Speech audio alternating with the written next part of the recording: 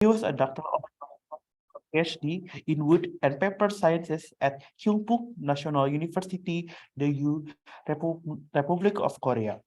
From 2019 to 2021, he was a senior researcher at Nanocellulose Research Group, Center of Biomaterials, or LIPI. He got second best poster at 409th Symposium on Sustainable Humanosphere at the 9th International Symposium. Also best poster at the 14th Pacific Rim Bio-Based Composite Symposium, October 29 to 31, 2018, Makassar, Indonesia. Okay, to Dr. Nanang Masrudin, you may proceed.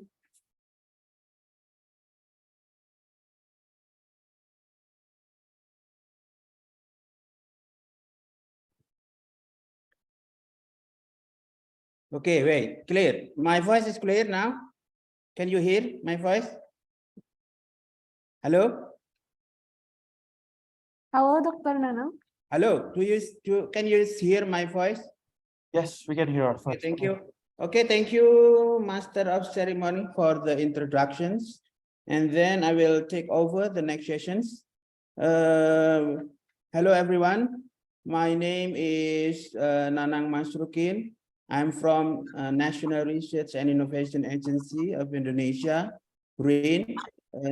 Good afternoon, everyone. After we have lunch and break time for a while, let us continue our class today.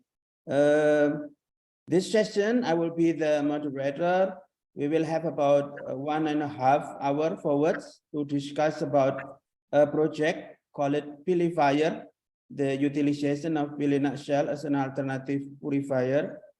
For those who do not familiar with peanut, in Indonesia, we name it biji or buah kenari. And today we will have Associate Professor Hanilyn Hidalgo from Philippines. So we hope that we will enjoy the sessions. Prepare your seat, connection Wi-Fi, and maybe you will have tea or coffee, snack while listening. This session will be divided into 3 parts. First one is the lecture from Professor Hidalgo for about maybe 40 to 30 minutes because she will have another meeting. So maybe we can finish this session quickly. And then after that, we will have a few question and answer. So participant may have questions via chat box or also directly raise hand using reaction feature on Zoom. And then lastly, we will have the conclusion. For your information, this meeting is recorded and provided by live transcript, also under the Zoom feature. You can find that feature on the bottom of the Zoom screen. Before we start the lecture, I would like to read the CV of the Associate Professor Hanilyn Hidalgo. Her full name is Hanilyn Aguilar Hidalgo. She is an Asian Science Diplomat representative from Philippines and also an Associate Professor 5 from Central Bicol State University of Agriculture, Philippines, location in Pili, if I'm not, correct me if I'm wrong. Professor Hidalgo has 2 degrees, which are Agribusiness Management and Law Study, graduated from University of the Philippines and University of Nueva Cáceres, Naga City, respectively. So wonderful. She has a 2 bachelor degree.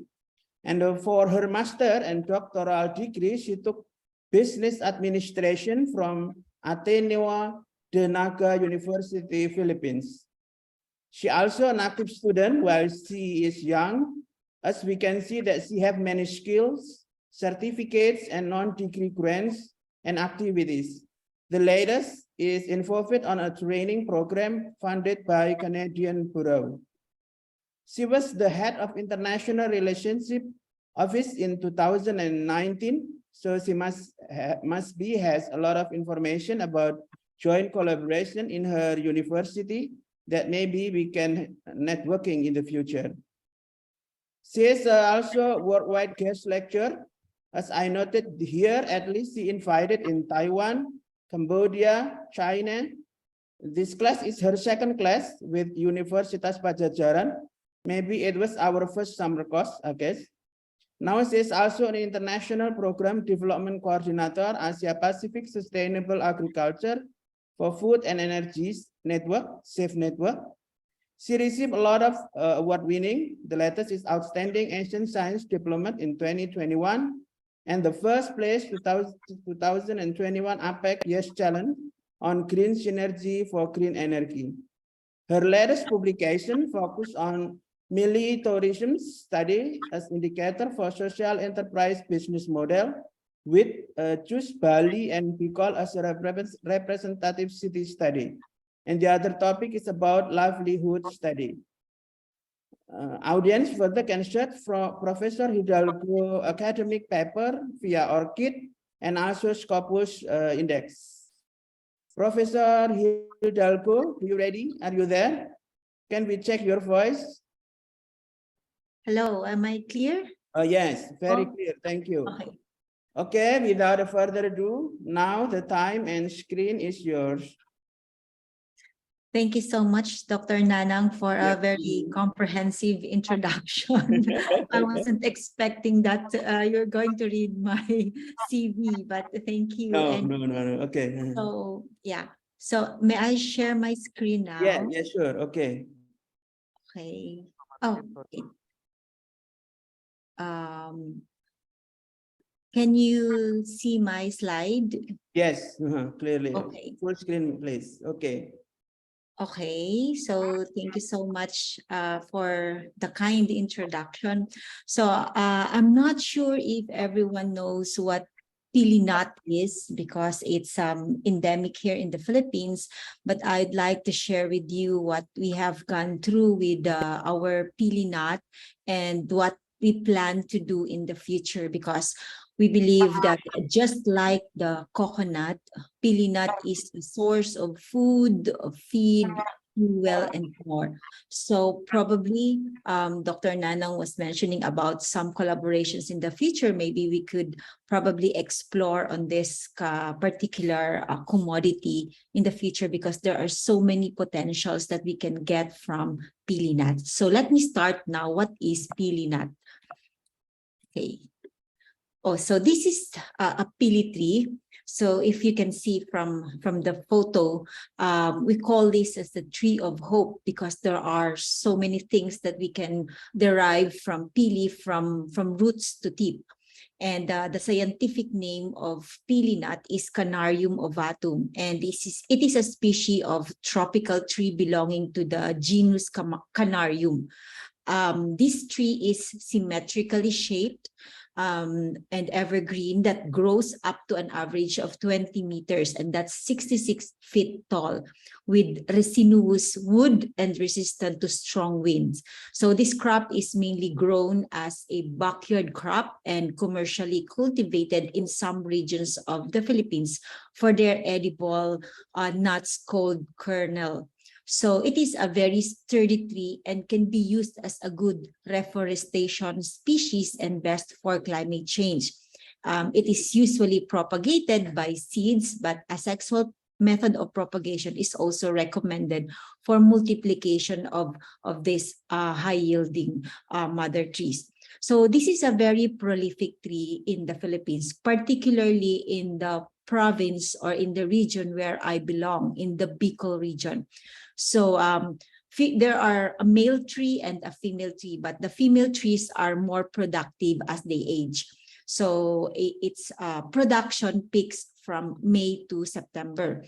And many parts of its plants are used in the food industry, in pharmaceutical, nutraceutical industries, and even the handicraft makers. So this is a very popular tree in our region. And as a matter of fact, our government is pushing for planting of many of these trees because it is also a typhoon resistant. And you know that Philippines always we always experience the first typhoon from the Pacific Ocean before it goes to Indonesia or any parts of Asia. So that is a pili tree. So what is the nut or what fruit can it bear. So on the screen, you will see an unripe fruit that is a green nut on the left side, and it turns to purple when it matures. That's on the right side in the ripe fruit. So the unripe fruit is quite it's not soft, unlike in the ripe fruit, because we get the pulp before we get the nuts. Okay. So in total, because I believe it is only the Philippines who is producing the majority of the pili nuts. And in some countries, it's already being grown, like in Papua New Guinea, but majority of the production of the world market comes from the Philippines. And we have a total of 7,362 metric tons being produced in the entire country. And 85% of that comes from the Bicol region. And the rest are grown sporadically in some areas near Bicol region. Okay. So why is it called a pili? Why is it called a tree of hope? Well, because I've mentioned earlier that from roots to tips, we have a lot of products that can be derived from pili. And from the pulp, you see, I mentioned about the ripe fruit. Here is the pulp, and there is a kernel and there is a shell on it. So the pulp can be used as a vegetable dishes, puree, pickles, sauce, pili pulp oil, feeds for cattle, swine, and poultry, and flour. So we can have a lot of products just from this pulp. And also the kernel, this nut, this is what we call the pili nut. There is also oil in it as manufacture of sardines, salad dressings, cakes, as well as soaps, pharmaceuticals, and cosmetics. And aside from that, we also use that as confectionaries in pastries and desserts, mixes, and toppings for cakes and breads. The shell, the thin brown here, that is between the kernel and the pulp, is a covering of the kernel. It's used for charcoal, for fuel. So that's why I mentioned that it's also used for fuel, for growing medium of orchids, anthuriums, fashion accessories, house decors. So there are, from just this nut, we can derive a lot of products from it. And this testa, the one that's covering the kernel, it's also used in combining material with compost for growing plants. So the leaves are also used for salads, for relishes and tea, the dried young leaves. And the tree is used as a windbreaker, shade for other crops such as abaca, the Manila hemp, coffee, cacao, and for forestation and reforestation. And the trunk is also used for furniture and wood panels. But there is one very valuable product here, which is the resin, which comes from the trunk of the pili tree. And we call this as the Manila elemi, that can be used for lacquers, varnishes, adhesives, pharmaceuticals, and other industrial crops. So you can see from roots to tips, we have a lot of products that can be derived from this. And there's more. We are still exploring for more uses of this pili tree. Okay, so this is a pili nut. This is what you will imagine when you harvest the pili nut. This is the shell, and this is the kernel. The brown one is the testa. This is the kernel. This is the cooked type of kernel where you can eat it. It's a very crunchy nut, and it can be used in a lot of pastries and baked products. And what is the exciting part of pili nut? Because they say that pili nut is one of the healthiest nut in the world, because it is a source of a lot of essential minerals that are bioavailable for human nutrition. And these are calcium, magnesium, manganese, iron, copper, and zinc. So it's like we are taking a multivitamins when we eat a pili nut. And there's also a a literature on organicfacts.net that revealed that pili nut helps in the aid in digestion, reduce inflammation, prevent chronic diseases, increase cognition, improve bone health, increase energy, and promote growth and development. Because of this, what I mentioned earlier, the essential minerals that are present in pili nut. So they associated this one with the existing minerals that are found in pili nut. Okay, so in the Philippines, we have this so-called souvenir shops that when you go here, we sell this because we only the Bicol region has a lot of pili products, and we have a lot of flavors of nuts, from roasted to chili to garlic to sweetened pili. We have a lot of them, and it can also be used in pastries like this. So it's called tarts, it's called some pastries. So these are the things that tourists usually buy when they visit the Philippines, especially in our region. So sometimes during the month of December like this, when many visitors are coming in, sometimes it becomes in demand. So we got some issues on the supply of pili nut. And for pili oil, we are already trying to penetrate the international market on pili oil. And the pili oil, for all you know, that pili oil can be found in the 3 parts of the pili tree. One is from kernel, from the nuts itself. We can extract oil from this nut. And the other one is from pulp. We can also extract oil from this pulp, and from the trunk, which comes from the resins. So there are 3 types of pili oil that can be derived from these different sources. But still, there is still a research gap on the different compositions and uses of these oils. But there are already a few literatures who are into research on these different oils.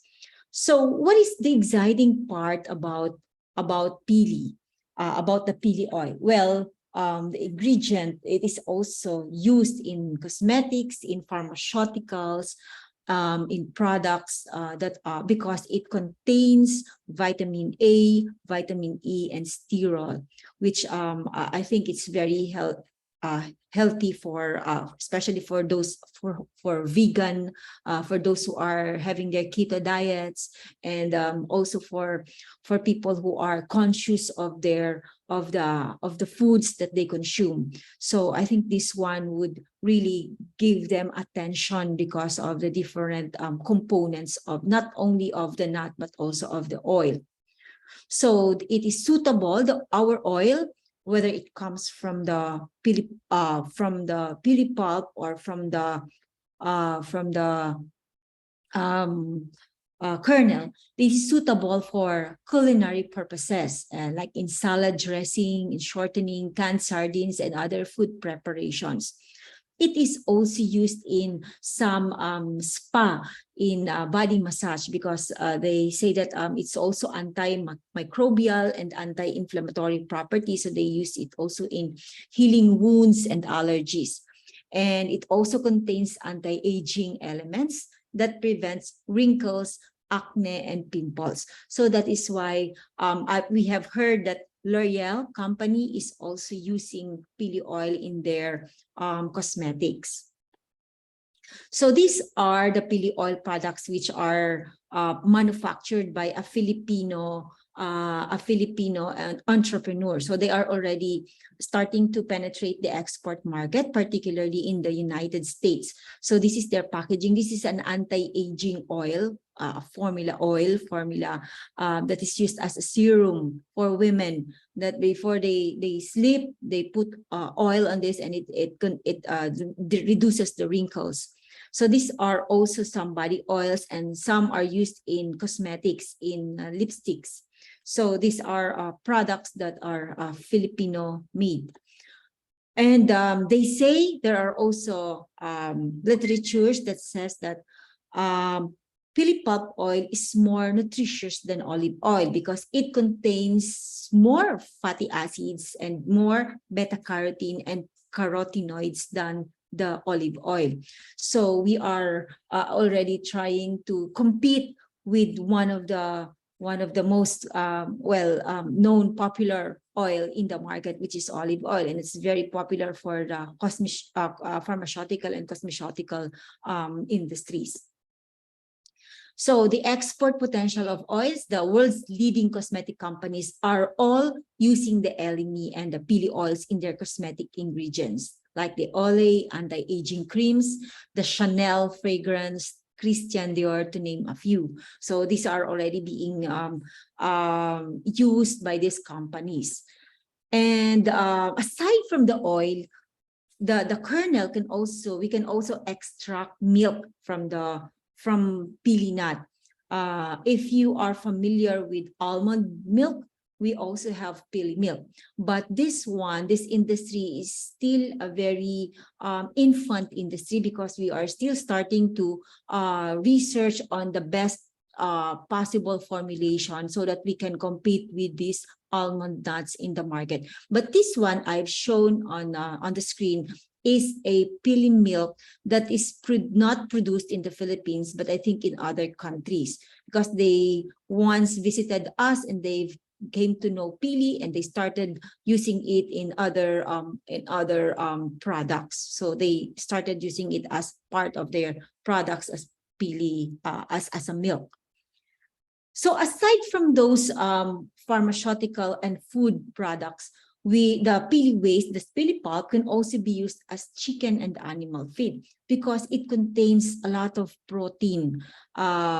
So it is used as if the pili processors, the pili pastry makers would often throw this this pili pulp in trash. Sometimes it's being used to produce or to feed animals like the chicken and swine and quails. So this is also already being formulated to be part of their feed ratio. The pili shell, which is also considered as a waste, because we are speaking about the circular economy here, I've heard earlier in the discussion, pili shell can also be used as handicrafts, as part of accessories, women accessories, and they're already being promoted in the international market. So there are handicrafts. These are just a few samples which I got from a lot of sources, that these are already being used by some celebrities here. And the Filipinos bring it to other countries to sell it. And they are happy with the results because this is a unique kind of nut which can be worn as an accessory. So these are the earrings, these are some necklaces and some handicrafts. Then the shell can also be used as fuel because of the wood that it contains in the shell. And the shell, the pili shell, can also be used as a water purifier, which I mentioned in part of my talk here. I'm going to share what we have done, because in the Philippines we have many of our communities here are not yet with the water are not yet purified, so they drink from sources that are not really good for drinking. So what our group did was to come up with a product that will enhance the drinking quality of the water here, especially in rural communities where access to water is a problem. So they say that pili is one of the healthiest nuts in the world. If you're watching the Dr. Stephen Grundy podcast, or if you're watching the Stephen Grundy YouTube channels, they also feature this pili nut, and he considered it as one of the healthiest nuts in the world. But we are sad to learn that pili nut is not in the list of the world nuts. You know, the world of nuts contains almonds, cashew, chickpeas, peanuts, hazelnuts, macadamia nuts, pistachio, corn nuts, and walnuts. But we cannot find pili nut in this particular the world of nuts in a trade fair, especially in Europe and in the United States. So that's why our group decided to enter into well, this was the 2022, but we joined in the 2021 APEC ES challenge. So this is Asia Pacific Economic Challenge on green synergy solutions for sustainable community and agriculture, which I heard the BRIN will going to be sponsoring this next year in Indonesia. So I am also encouraging the students to join the 2023 APEC Yes Challenge, because it's going to be held in Indonesia by next year. So in this particular, in 2021, we joined this kind of challenge, and fortunately, our group won first place in this particular challenge. So I'm going to show you again on next slide. I'm going to show you how our group presented our what do you call this? Our project on the pili nut shell as an alternative purifier, because we particularly targeted some SDGs, especially on health and well-being of our community. So this is the kind of water that many of our communities are drinking. So it's not really. Sometimes we go in queue just to get a safe drinking water, but in most of our communities we don't have this kind of clean water. So there's really a threat to unsafe drinking water, and the sufficiency of drinking water, majority, which is 85% of families, reported the drinking water was not sufficient, and they don't have enough money to buy purified water or alkaline water. However, 4 in every 5 families did not practice any method or treatment in ensuring that their drinking water is safe to drink, because sometimes some families will just boil the water, and then after that they drink it after it becomes it's no longer hot, so they drink it. But many would drink primarily from the source. So we tried to come up with a pili nut shell purifier, because we learned that our pili industry, especially the pili processing industries, have tons of waste of pili shells in the market. So they just throw it on the side, but they don't use it for other products, because it's a fact that handicrafts are already on the downside. I mean, we because of the influx of the cheaper handicrafts which is coming from China, our communities are also not. I mean, we are also endangered by the influx of the imports from other countries. So sometimes they just left it on the side, and then they just it becomes a waste. So what our group did was to make use of the 10,000 tons of shells that are being put to waste. So we make use of a pili shell, which is used to purify water. So this is the team's mission and vision. These are our students from our university, from the Central Bicol State University of Agriculture. So they have a mission of providing water to rural communities using the pili nut shell. And their vision is to develop pili nut shell as an alternative water purifier. And we joined the APEC Yes Challenge because we want to promote this pili nut in the world. So here, I don't know if you can listen to this video. Just let me know if you're not hearing the sound.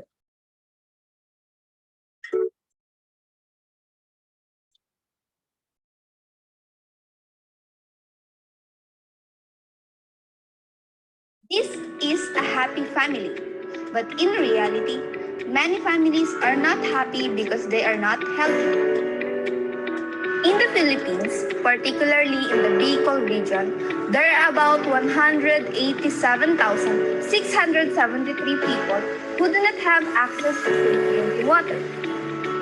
Almost one-third of this region's population, or more than 5 million Bicolanos, rely on dug wells. And because of poor drainage system and improper waste disposal, the water that nourishes us becomes the reason why we get sick. Cholera is spread through contaminated water and food. As heavy rain flooded these wells, the proximity of water sources to toilets and waste could have been a source of contamination in this outbreak. That is why we decided to address the problem. By providing a natural way to access clean water source, we discovered our solution in our very own pili nut tree, an endemic to our country. The pili nut is slowly making its way into the global market, but there is a growing volume of waste from pili shells to contend with. This prompted us to transform this waste into a valuable product that will address our concerns about providing safe drinking water to underserved communities. Pili nut shell has the potential to be a source of active carbon that can be used to purify water. The use of pili nut shell as a purifier in food and beverage production has the potential to reduce the use of synthetic and expensive purifiers. This makes potable drinking water available and affordable to our rural communities. Why are we insistent to do this? Because the country needs passionate people who can contribute to our pressing problems, and by doing this, we are addressing 3 sustainable development goals: good health and well-being, clean water and sanitation, and decent work and economic growth. We are also paving a way for our pili farmers to develop a new product and create job opportunities, particularly in rural areas, at the same time reducing the waste of our pili nut processors. We cannot do this alone. Help us realize this dream of millions of Filipinos to have a clean and safe drinking water.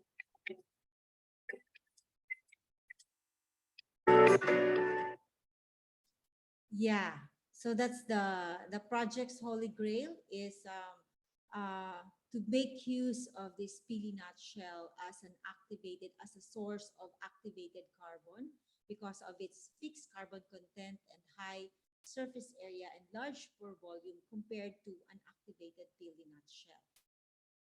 And the scientific process that we are currently doing now is we have this carbonization and activation process, which using the physical and chemical activation method.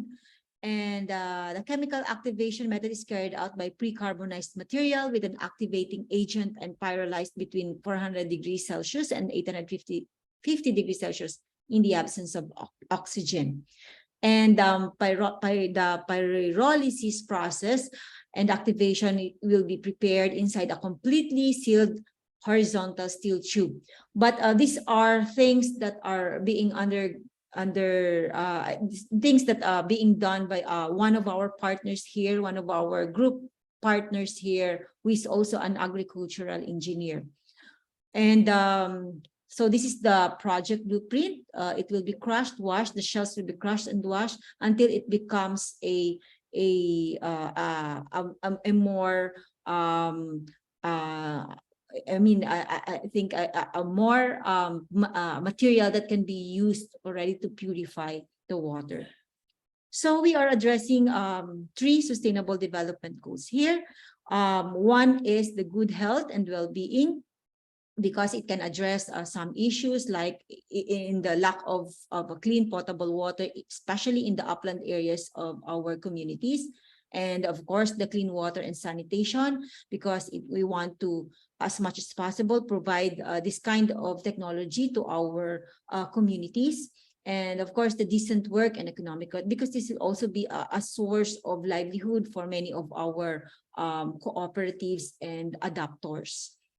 So the overall impact is we can be able to reduce the expenses in food processing because we will be using the the trees that are endemic in our country, and it will be more accessible as a purifier because we grow pilis backyard, so they can make use of the materials to purify their water. So it will also create job opportunities if we try to make it on a commercial basis, especially in the rural areas where pili trees are very abundant. And so that's it. So that's how we joined and make use of our indigenous pili tree to promote not only our culture, our food, but also our country to the world. So that's it. Thank you very much. And these are the team from the team who helped in the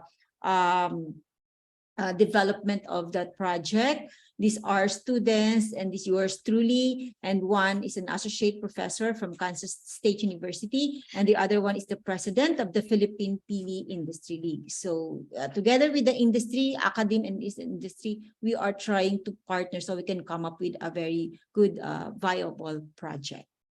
So thank you for listening, and have a nice afternoon, everyone.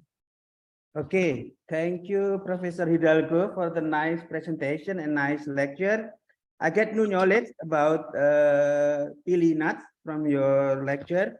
We also have that kind of pili nut in Indonesia. We call it kenari or buah kenari, and it's also quite endemic in Indonesia, located in Sulawesi Island or Celebes Island, if you know. It's near your First country, time to learn that there are pili it's nuts south there. of the Philippines, so maybe it's because it's quite near from Philippines. Maybe the trees just come from Philippines or maybe from Indonesia too. I don't know. Yeah, but it's good to hear that there are already pili nuts in other countries. Yeah, sure. And then we also learned from your lecture that this tree, we call it as a tree of hope. It's quite nice philosophy. I wonder that, is it Philippines, the pili words come from pili tree? No? No. I think it's come from the one who discovered Philippines. Oh. Okay, and then also I checked from the Google Map that you are located in a pili city. So it's also related with pili tree or no? Yeah, I think so. It's Pili, it's a town or it's a municipality here. It's called Pili. Yeah. Oh, okay. And then the tree, from this tree, we also learn so much. For example, we can use it from the leaf to the ground, for the leaf to the roots, and then up to the ground, we can use that. So And there's circularity in it. yeah, the circularity. And I also read from your CV that you also studied about typhoon. And then you mentioned that this tree is also windbreaking. And then can you tell me, so this tree is planted in everywhere in Philippines, or in a plantation, something like that? There are plantations, but there are also backyard trees that are planted with pili nuts.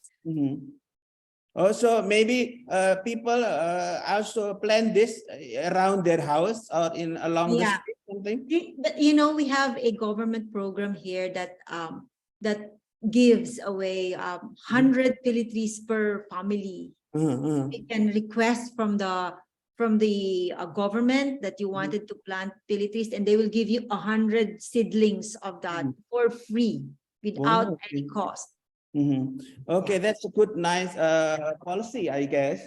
So many people want to plant the pili tree.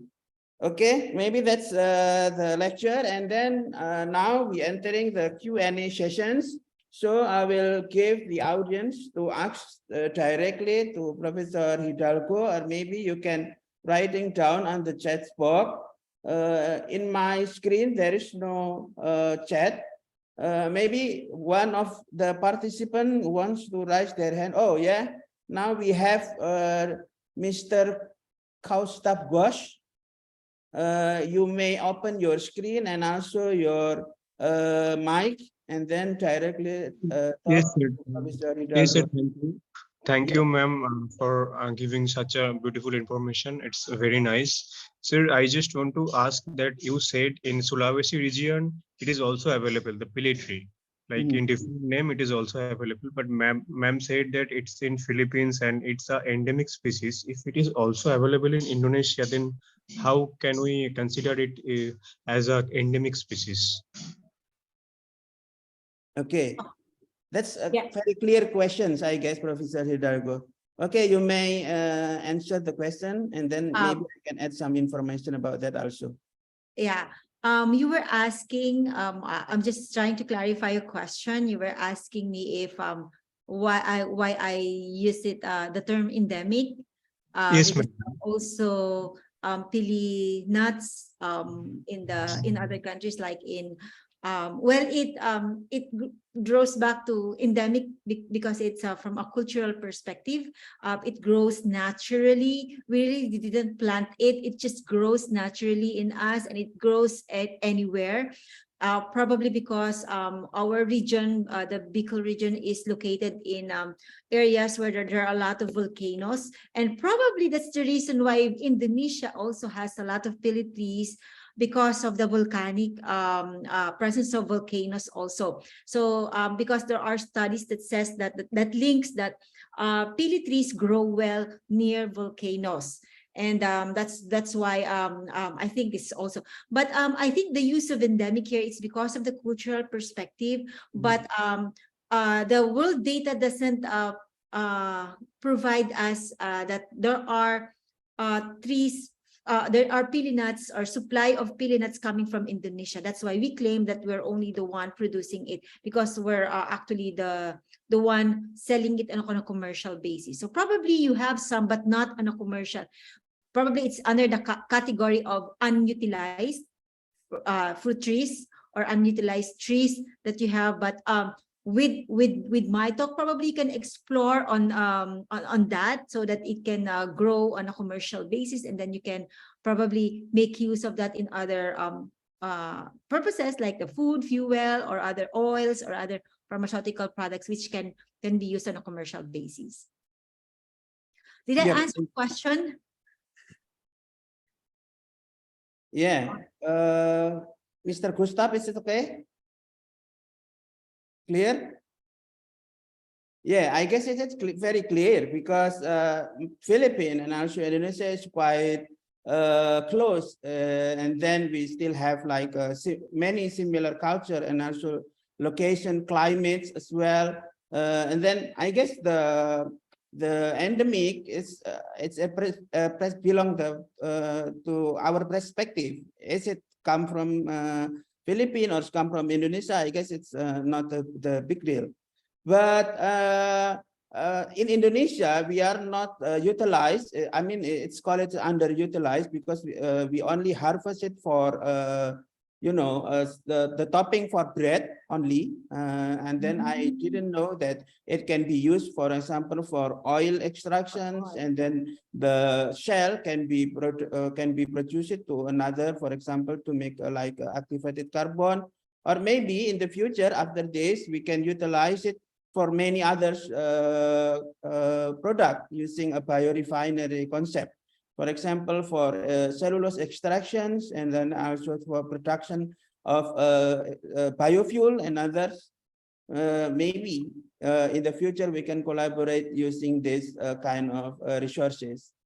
Okay, is there any questions? Oh, this is from Dr. Hana from Padjadjaran University in the chat box. Prof. Hani, what method do you prepare to make pili purifier? And then can we use it for home use without any additional treatment for the water?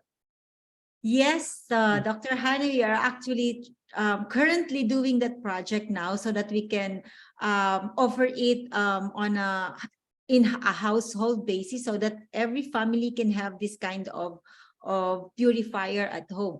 But right now, we are doing the carbonization and activation process, using the pyrolysis. But I'm not really very familiar with the technical part of it because I'm doing the business side, the socio-economic side of it.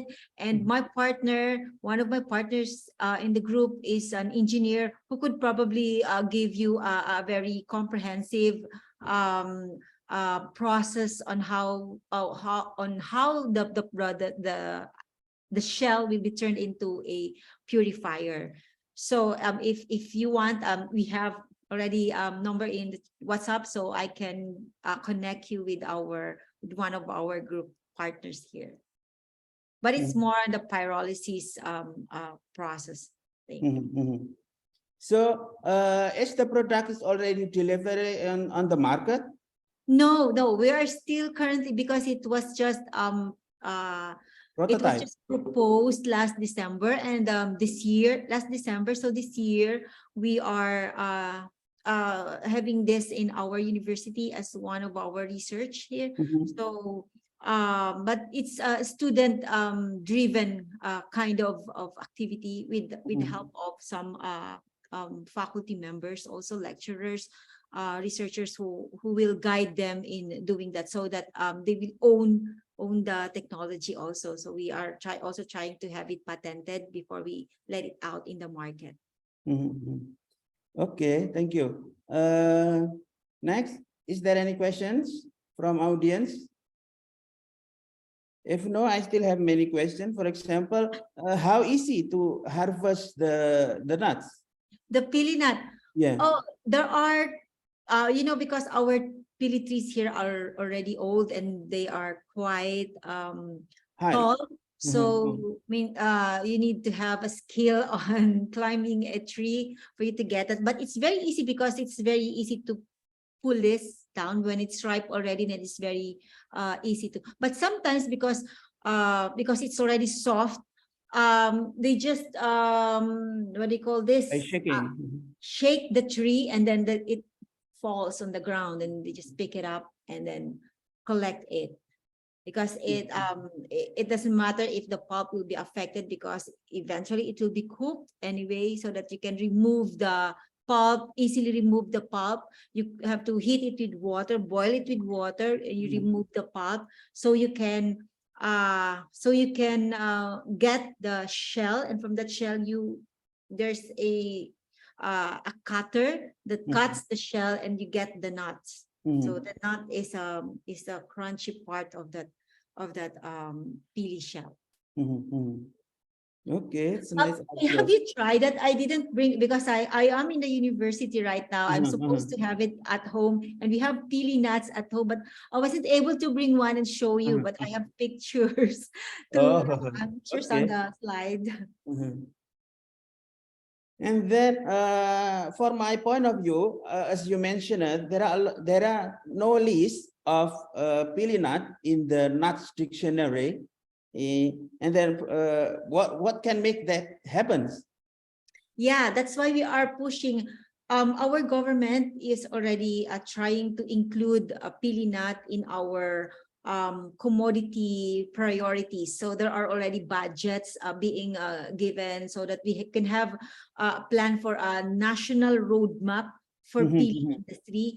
But there are already some entrepreneurs, the one that I mentioned when I showed the picture on the pili oil, they are already trying to mainstream pili nut oil in the market, because I've seen them in a lot of videos in the US market, where they try to promote this in the nutraceutical and cosmeceutical. So we also join trade fairs in Europe and in the US, so that we can try to attract the attention also of other companies who are willing to buy oils from us. But I think now the L'Oreal company and the Olay company, Chanel, is already buying pili oil. So probably we are already on the track, on the direction of going into the mainstream, and probably in the future we can put it in the map of the world of nuts. So help us to be. Yeah, sure. Because Indonesia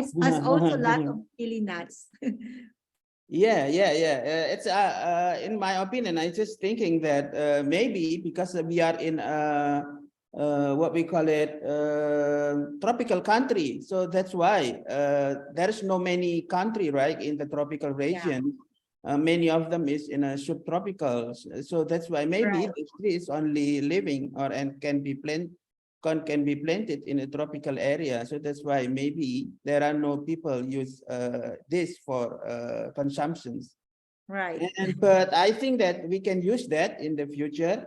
And then, is there any question from the audience? That's only 2 questions from audience. If no, I still have, we still have time for about 9 minutes before Professor Hidalgo leave the meeting. About the APEC Yes Challenge.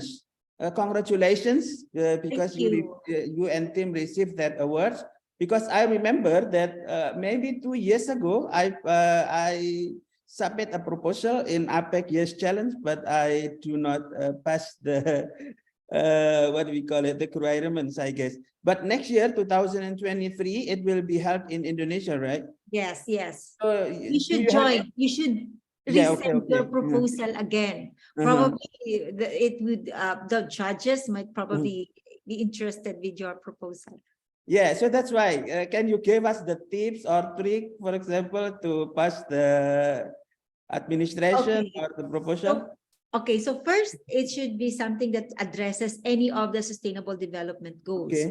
And second, it has to within the theme of the APEC, and it's more on synergy, bioenergy, and last year we also joined. We just qualified in the finalists, but we were not able to win to get the prize. But we were part of the finalists of the 10 finalists, and well, it should be something that is not yet something that is unique. Your idea is unique and it's viable to do. It's environment friendly and something that really helps a lot of communities. So I think that's the tip that I might be able to give you, because the winners also were having the same kind of qualifications. So you can check the website that I have shown. I sent the PowerPoint presentation to Hannah, so you can. I put there the website of the APEC Yes during the slide presentation that I showed the APEC Yes. So you can check on that, and probably you can see if the theme for next year will be applicable to the proposal that you are going to send to them. Yeah, sure. And I hope many Indonesians will join, because this will be held in Indonesia. So for the first time, it will be out from Taiwan. So I think it's the first time that they're going to be doing this in Indonesia. So you should join. The students watching this should probably prepare now, and you should prepare your proposal for this. Yeah, sure. They have a prize. They have a cash prize for this. Yeah, now I understand. Pili nuts is quite, unique, and it's tropical tree, and then you try to utilize the shell. So maybe this is the keywords that you say, that it must be unique from our country, and then the pili nut is the answer, I guess. So maybe for the student that attending this meeting, so try to find another resources that is quite representative of our country or our Asian, because APEC is like Asia Pacific region, right? Yeah, so, and they should find also mentors like Dr. Nana. Mentors that will also help them, like you, Dr. Nana. You should be a mentor of students. The mentor should be in the same country or another country? It can be in another country. It can be in a different continent, as long as they are willing to be part of the group. Okay. Okay, I guess clear. So we still have about 5 minutes. Is there any question again? No? Okay, if there's no question more, I will enclose this meeting, the lecture, with some of conclusions. For the conclusions, there are a lot of potential of natural resources that might be is still not discovered yet, the utilizations, and we need to explore further.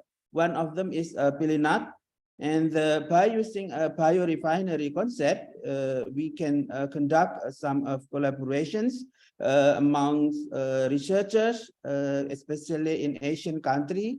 And then we try to make like a circular economy from the natural resources.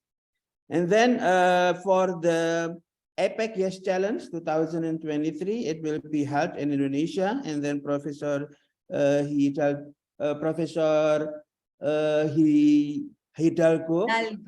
support us to apply for that proposal, then submit it to the committee for the next years. And we hope that we can pass through the examinations. Thank you, Dr. Hidalgo, for the nice presentation and warm discussions. I guess it will improve or added new knowledge about our, you said that an endemic plan in Philippines for study for the students. Before I close this class, I will give you a token of appreciations from the committee, and please receive the certificate as what we call it as appreciation for your nice presentations. Thank you. I appreciate this certificate of recognition from your university. Okay. And then I hope that this is not the end of our collaboration. We still hope that we can continue our collaboration. And as I mentioned it, I guess this is your second lecture, right? In Padjadjaran, yes. In Padjadjaran University. Okay, and then we can still hope that maybe in the next summer course or mobility program, you can enjoy, and then maybe you can send another students to join this summer course. Yeah. Okay, thank you very much. Probably next time it's more face-to-face. Okay. Virtual. Yep. Thank you very much for your Thank time. you, And Dr. then, Nanang. yeah, good afternoon. Okay, back to the master ceremony.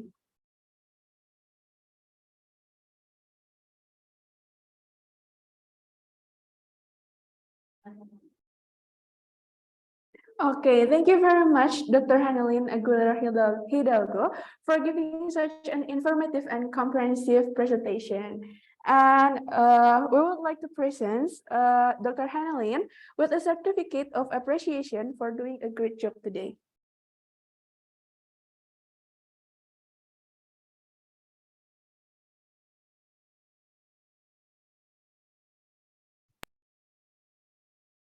Yes, it is already given to her. Okay, for Dr. Hanilyn, and operator, can you please stand by to take a picture on my count? 1, 2, 3.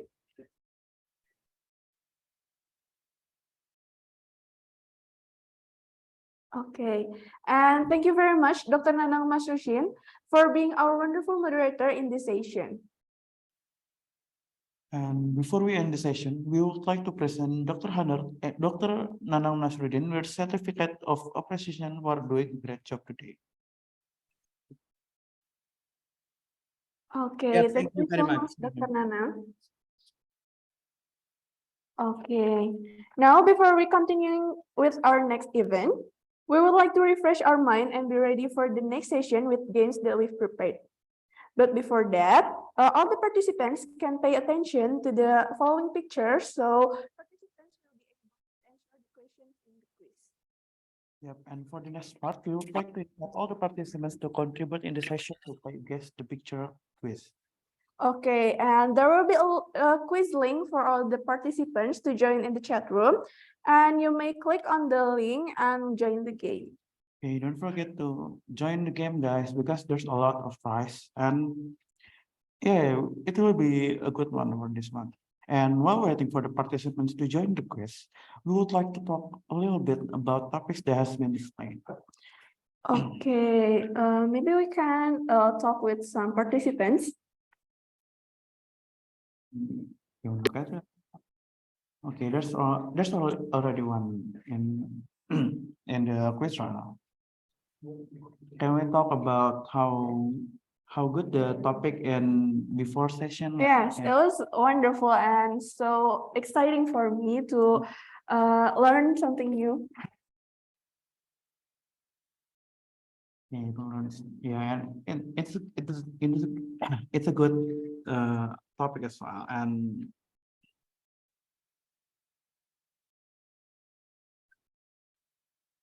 okay, and we will talk with some of the participants here. And first,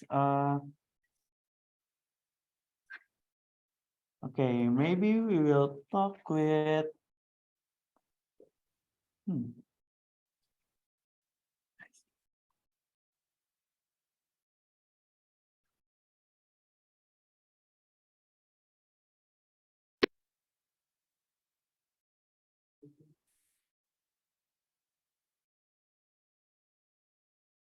Okay, so we will talk with some participants, and there is Mr. Adam.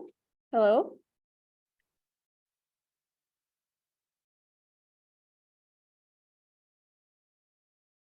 Hello, Mr. Adam, are you there?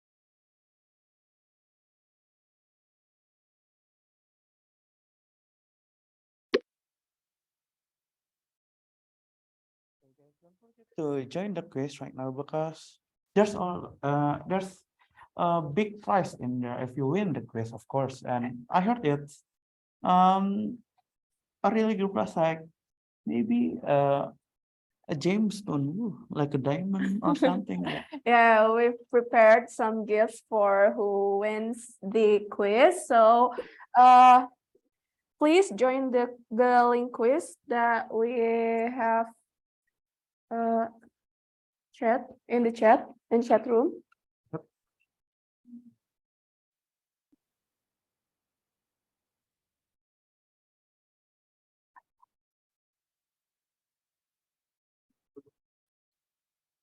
Okay. Oh. Okay. Maybe we before we talk about quiz, maybe I ask you something like, how are you? How are you, Howard? How are you? I'm good. I'm good. And you?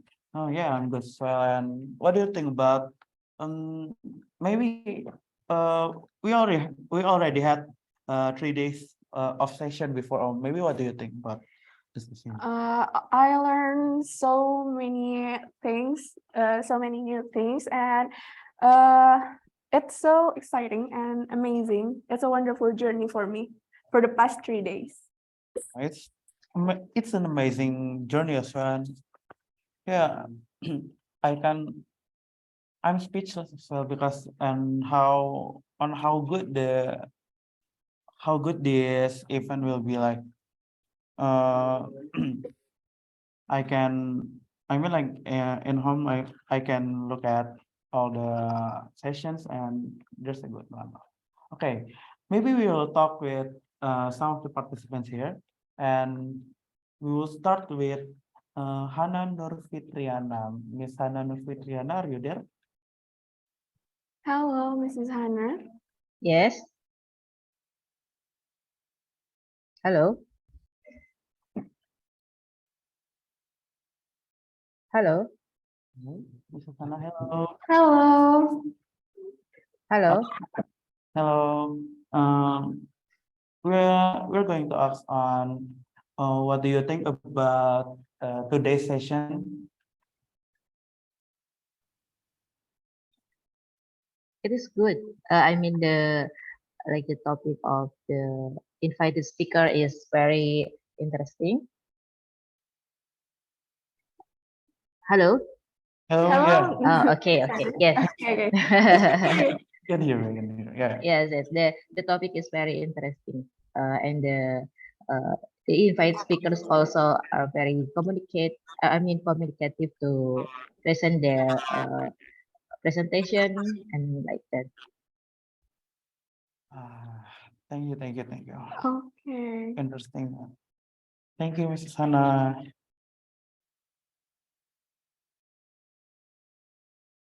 Okay, next, we would like talk with maybe it's Mrs. Drupadi. Hello, Mrs. Drupadi. Hello. Hello. Before we talk about things today, maybe Today's sessions or maybe the past 3 days, what did you learn from our event? Yeah, I'm joining all of the session actually, and I learned a lot.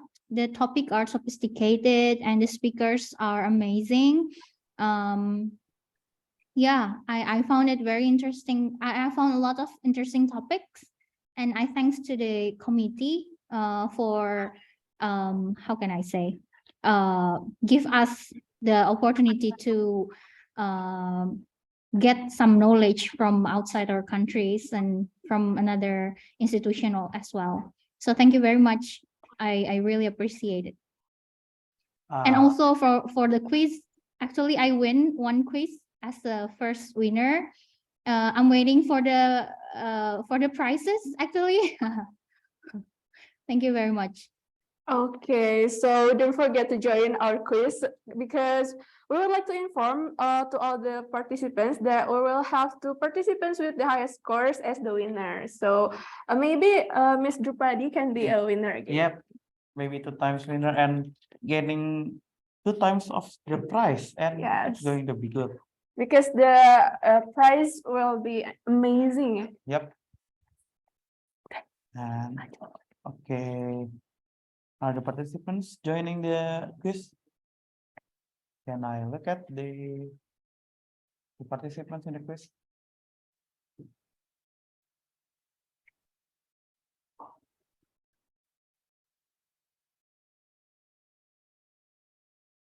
Oh, okay, okay. Maybe we will talk with the participants again, and maybe we will talk with our previous moderator, and it's Mr. Nanang Masrucin. Are you here? Mr. Nanang, are you here? Hello. Yes, I'm here. I'm waiting for entering the quiz. Okay. We will ask you some about today's session. What do you think about today's session, or maybe your previous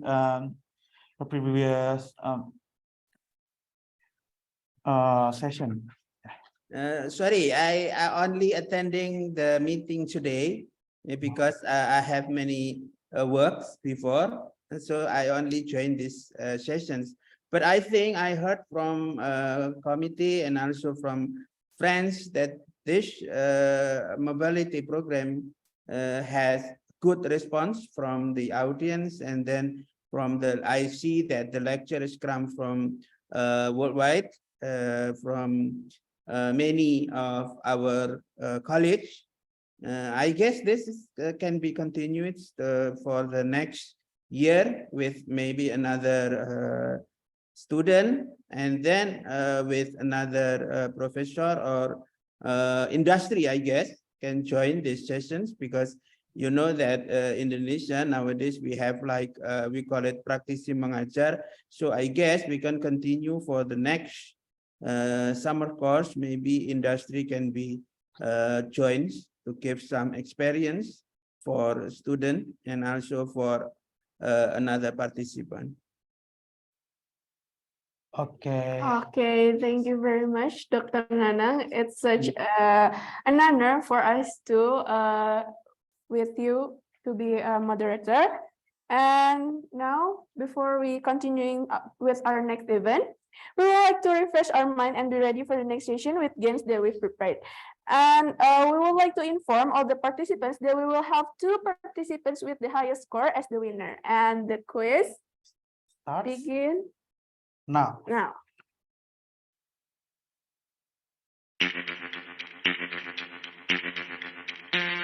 Okay, the first question. Oh, okay. Okay. Hello, participants. To refresh our mind, let's play the mini games called Guess the Word.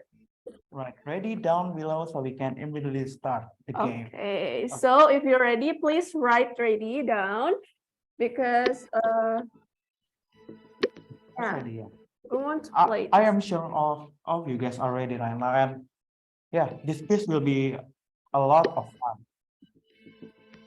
And most of the participants already submitting the answers, and yeah, this game will be a unique one, and it's different from previous quiz. Yeah. Okay, so 10 seconds. 10, 9, 8, 7, 6, 5, 4, 3, 2, 1. And time's up. Time's up, so we can begin our games. It's not really the first question, so yeah. Okay, the first question. Oh, it's not the Oh, question. no, we can we can see the questions. So please write ready and Yeah. guess the word. It's basically the tutorial for this game, and it's a really unique one because you need to guess the word like right in the example. Like for example, there's a star plus H, and the answer will be starch. And Okay. the game will be like that. All of the games will be like that. So get ready, guys, for this session, and I hope you guys will be happy and enjoy our next session. Okay.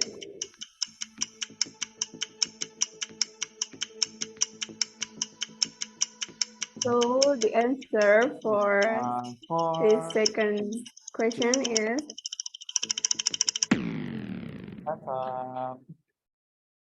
it's really not the but maybe we whoa, can whoa, whoa. say the leaderboard, and number one there's Laili Ramania. Okay, I think this is the actual question. Oh, there's another question about it. If you're really ready, write ready down below to get started. Okay, get ready, guys. So please write ready down below to get started. Okay, 9, 8, 7, 6, 5, 4, 3, 2, 1. Okay, I'm really ready now, right now, and I think this is the first of the first question. First real question. First real question. Okay, I think the first two questions are for the bonus points. Okay, the first question. Okay, can I look? Yeah, can we see the question?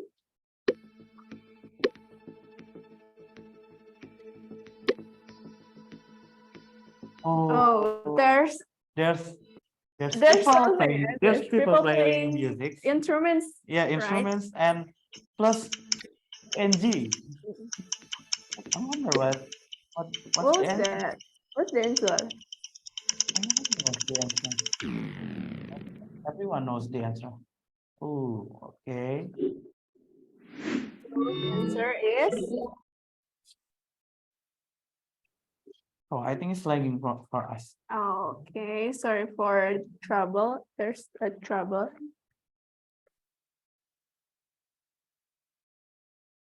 Okay. Okay. Oh, everyone. Yes, It's already for the next question. Okay. And next, can we look at the question? The next question is. Okay, there's there's two pictures. There's two pictures That we can say. Yeah, we can say because it might trigger you guys and answer it correct. Yeah.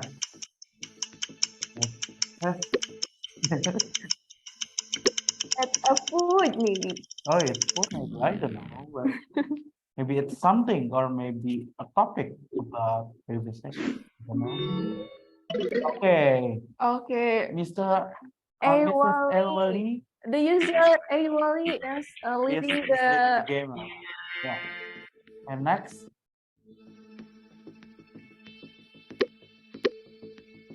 Okay. Okay, there's a tea and ink. And ink. I wonder what's the What's the word for answer? this. And pro. This is an easy one, of course. So oh yeah, I think you know this one. This is some kind of Some kind of okay. food. Yeah. Yeah, some kind of food characteristic. Okay, OLE is still in number one, leading the game, and all of you guys corrected the thing correctly. Okay, next questions. Get it? Okay. Okay, There's a is it a transportation. shark? I think it's a dolphin, but yeah, we can confirm it it's a fish. And there's a transportation that we usually use, like a bike, of course. In the yeah. Okay, and that's our okay. Eight people answered it. Okay, all of them. Yeah, and Okay, yeah, in number one. the questions will Oh, six people answered incorrectly. Only two people. Okay, okay. And I think it's number one leading the game right now. And next, the next. and next question. Okay. Oh, Oh, it's it's too easy. We can yeah, start we this. can solve this. That's nice. Oh, water. Yeah, the water is And maybe the questions will be contain our topics. yep. Yeah, so if you watch the Questions. the sessions and the event from the first day, you will know the answer. Yep. Oh, okay. Paddy still leading the game with 9 people answered Okay, correctly, so it's and good. yeah, Easy. Okay, the next. Yes. maybe we'll go with something hard.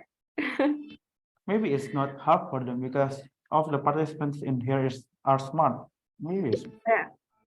Okay, there's There's a stain and a table. Okay, Okay, and it contains our topics. yep. What's that? What is that? I know you guys can answer it correct. And it's the FU. First one. Okay, only 10 people answer it right now. So, but how? Correctly. Okay. Okay. And what is still leading? Oh, 4 people answered it incorrectly.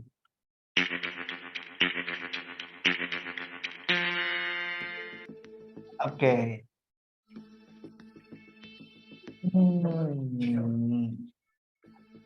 There's a cake, but what kind of cake is there? And there's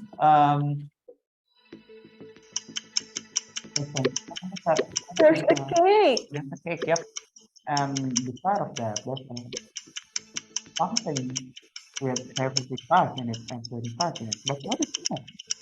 I don't know. Happy birthday. Happy birthday. Okay, I think it's done. Can we look at the score right now? Okay. User Paddy is still leading the game. And 7 people answered correctly. How many questions are there? And the next one, can we look at it?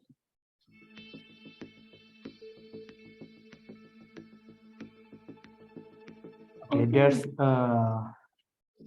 a big boat. There's a man and a train. And then A train is a train or a station or I don't know. You all can guess the station, right?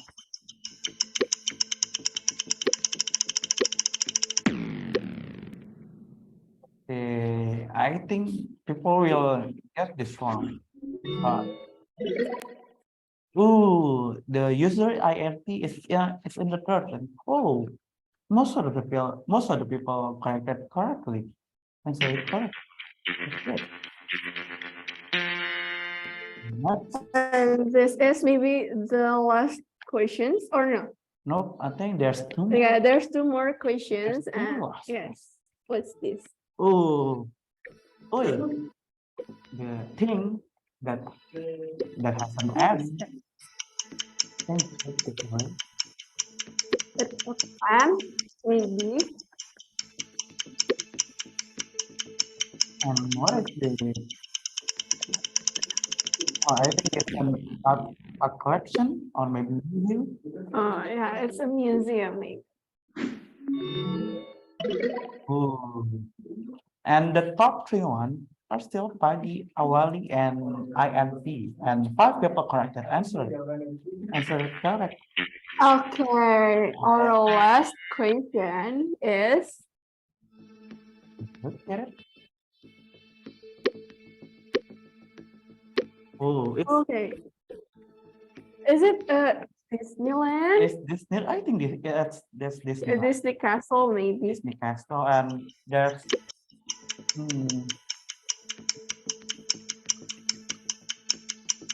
Okay, maybe we can give them a 5, hint. 4, Oh, 3, 2, 1. 1. Okay, the time is ready. Oh, Okay, so Time is time up. is up, and congratulations to all the winners. The winners are The winner- username Padi No, no, and no, no. Awali. I think it's not over. Is it over? It's over. Oh, okay, it's over. Okay, we will say the winners right now. Remember, the first two winners will win, and the winners winner- are Okay, congratulations to To- Padi and Awali. yay. Maybe we will talk. We talked with the first one yesterday. Maybe we will talk with the second one and the third one. Maybe Mr. Awali, and you, the user Awali in this one, Can you please turn on your mics Yep. so Talk. we can talk with you? Hello, Mr. Awali in the game. Hello. Hello, are you there?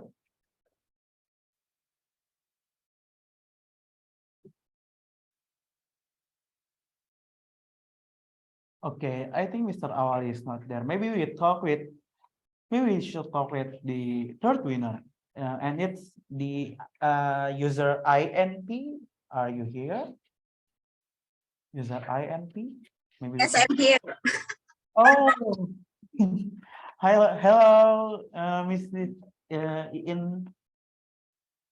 Hello. Yeah. Okay. So Congra- how do you feel to get the third place? And how do you feel about this event and this session and today's session?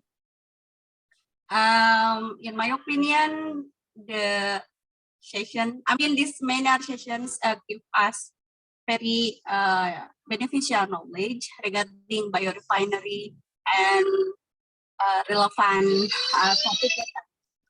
And then for the I'm sorry. And the quizzes are quite challenging. And then, yeah, I have a lot of fun joining this session from the first session until now. Okay, maybe I will ask you, but are the quizzes hard, or maybe because you saw the last session, you can answer it easily? Actually, it's quite, I don't know how to describe the feeling when I was making my answer writing, because I have to, guess the word, some kind of, when I saw a picture, then I have to guess what kind of word actually, but then some related words come up with my, my answer, but then it turned out wrong. So Well, yeah, it is actually not that hard because you know when you guess like two picture like biorefinery, then if you know that bio plus B plus O plus red, actually you can just guess that it is actually biorefinery, but then you know because of time and then you spell it wrong. So yeah. Okay. Uh, Okay. We should. Okay. I'm glad that you enjoyed the quizzes. And what's next? Okay, thank you so much. And okay. Okay, I will say the congratulations to all the winners. And the next session, we will have to wait for the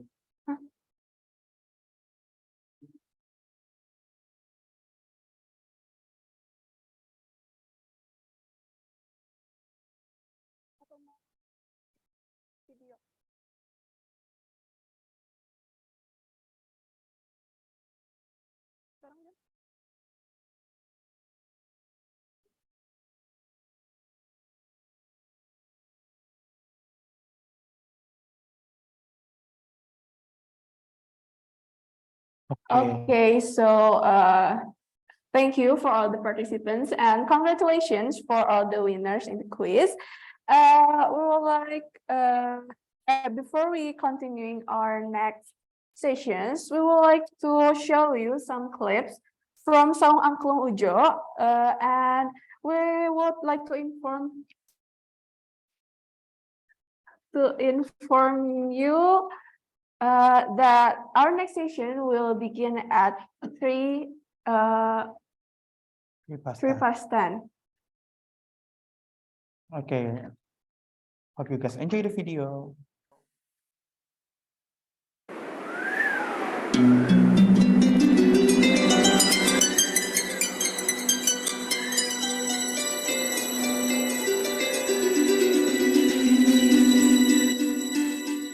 Firmly standing as the cultural vanguard of West Java, Indonesia, nourishing the intellectual life of the nation, working for the benefit of the global world. This is Universitas Padjadjaran.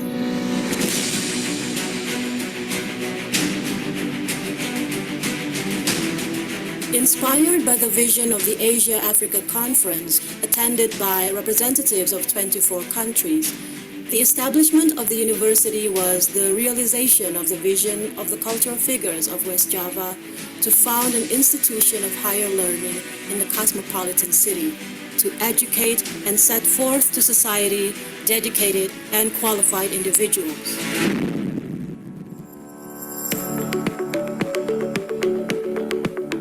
Today, UNPAD has broadened its wings to encompass various disciplines and multidisciplinary academic endeavors through the efforts of 16 faculties and 1 postgraduate school.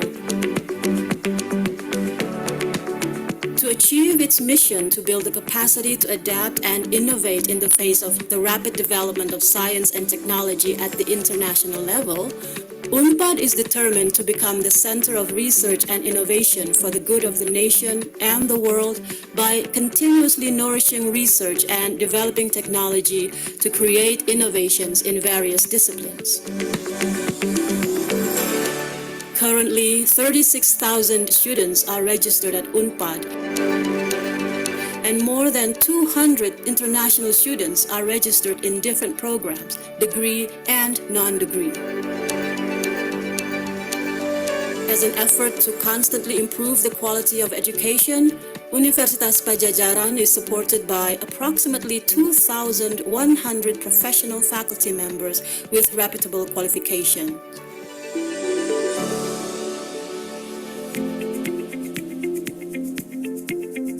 To achieve the goals of its mission, UNPAD has also established notable research centers which demonstrate serious commitment to and focus on achievements in a number of strategic fields such as the Center for Sustainable Development Goal Studies, the Center for Environmental and Sustainability Sciences, the Academic Health System, the Center for the Digitalization and Development of Sundanese Culture, the Center for Innovation and Pharmaceutical Services, the Center for Nanotechnology and Graphene Research, to name a few.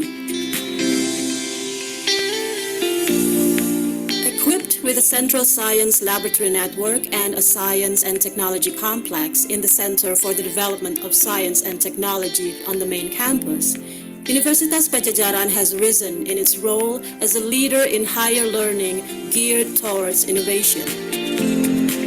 UNPAD also fosters collaboration with other institutions involving all stakeholders. Universitas Padjadjaran commits in providing benefit and service for the good of humanity and the preservation of the environment. This is a great enterprise which cannot be done alone. UNPAD believes that in the spirit of collaboration, this vision may be achieved.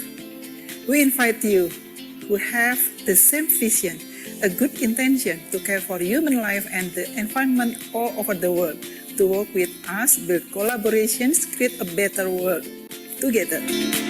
Universitas Padjadjaran grew out of the community and has made it its duty to give back not only in the form of the dissemination of knowledge and information, but also through socially responsible activities such as student fieldwork, community outreach programs, and action research seeking to make direct impact on the community.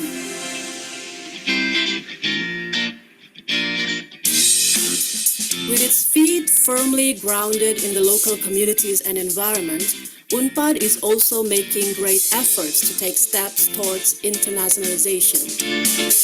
It offers special programs for international students to maintain its global network and make its strategic and reputable place on the world map of higher education. As a site for the personal development of young minds and bodies, UNPAD supports a wide variety of student activities.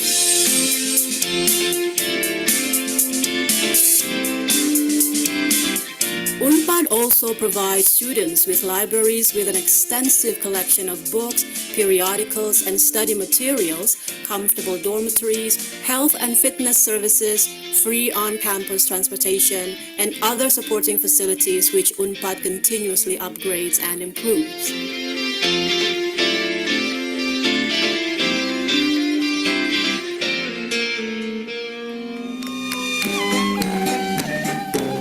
While being committed internationally recognized quality research, UNPAD maintains also its dedication in preserving traditional cultures as the compass for all of UNPAD's activities on and off campus. As of now, UNPAD have set forth unto society 200,000 graduates in various fields of work, including strategic government sectors and crucial multinational industries. Works for the good of society, bringing innovations and sincere contributions to humanity. Universitas Padjadjaran, the pride of West Java, working for the benefit of the global world.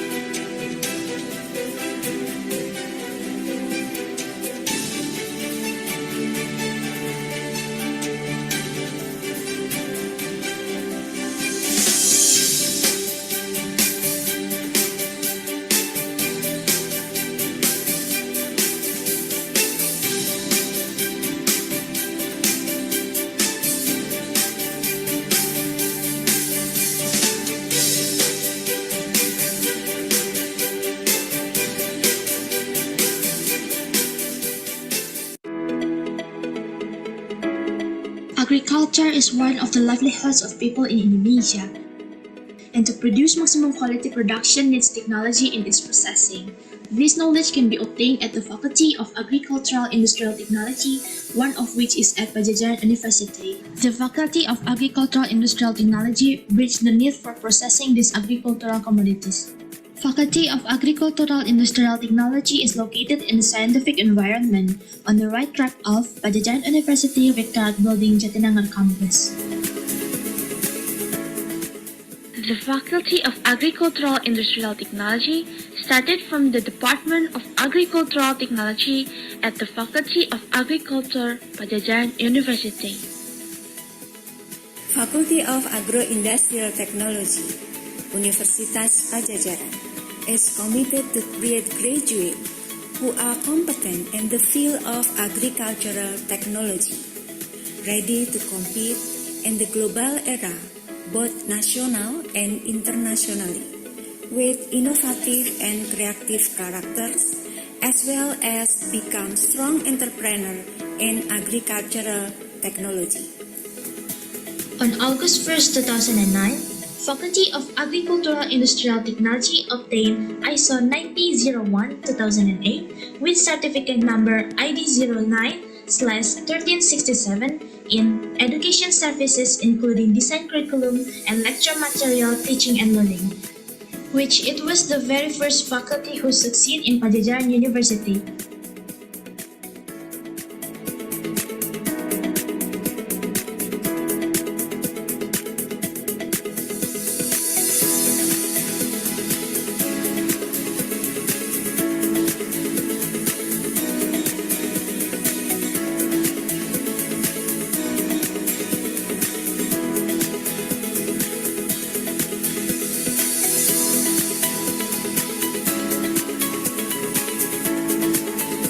Lecturers of the Faculty of Agricultural Industrial Technology have achieved several honors and awards in the field of agricultural engineering.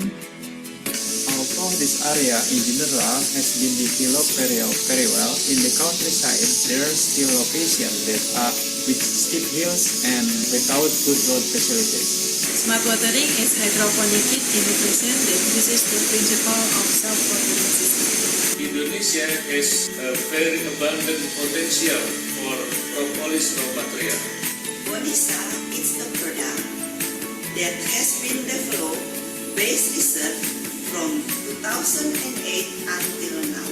From our research, we produce the products based on biomass of oil palm and bioproduct. There are bioethanol and cyanide. And for the management field had won an award for the innovation of design thinking, learning, and the initiator of the local enabler business.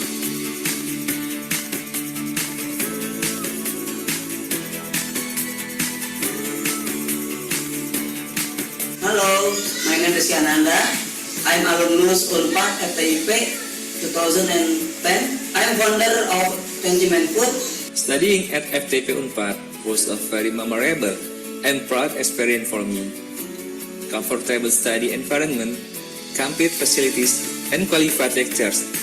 So that became the reason for me to take a master's degree at this campus. Being a graduate of FTP Unpad has made significant difference in my life. It is the skills that I acquired during my time there, not only academic but also personal skills. And for me, it was such a very great experience to engage with faculty members who are very cutting edge, excellent, and well respected. They are also one of the inspiration that motivates me to excel academically by studying abroad and see the world through a bigger picture.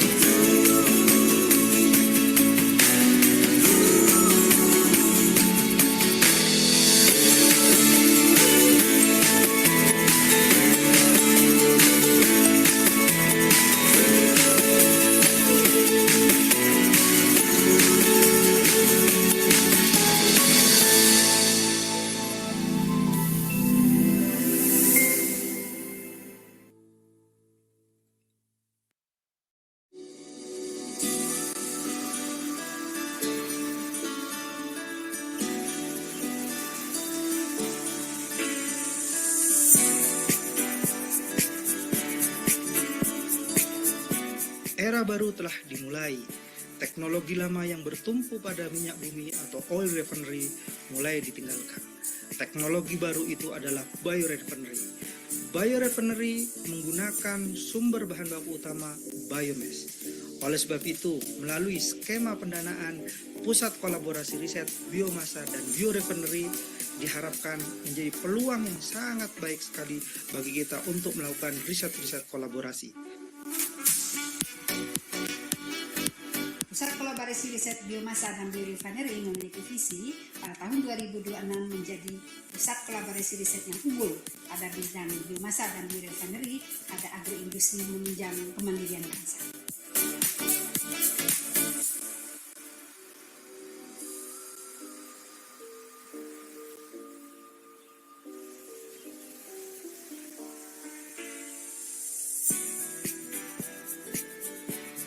Adapun kegiatan-kegiatan yang dilakukan pada PKR Biomasa dan Biorefinery ini diantaranya adalah adanya kuliah bersama, kemudian adanya publikasi bersama, kemudian kita membuat buku.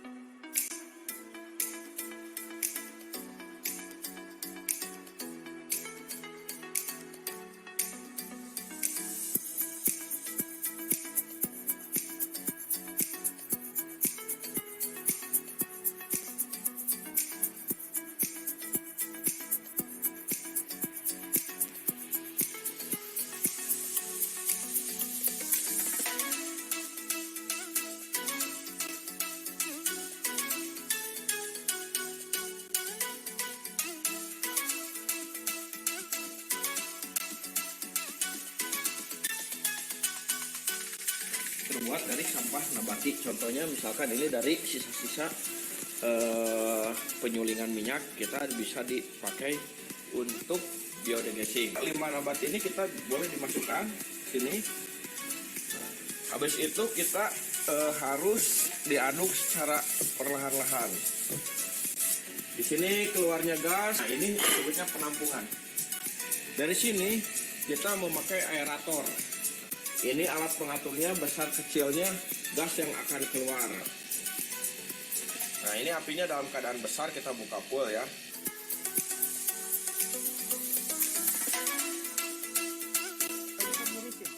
Begitu.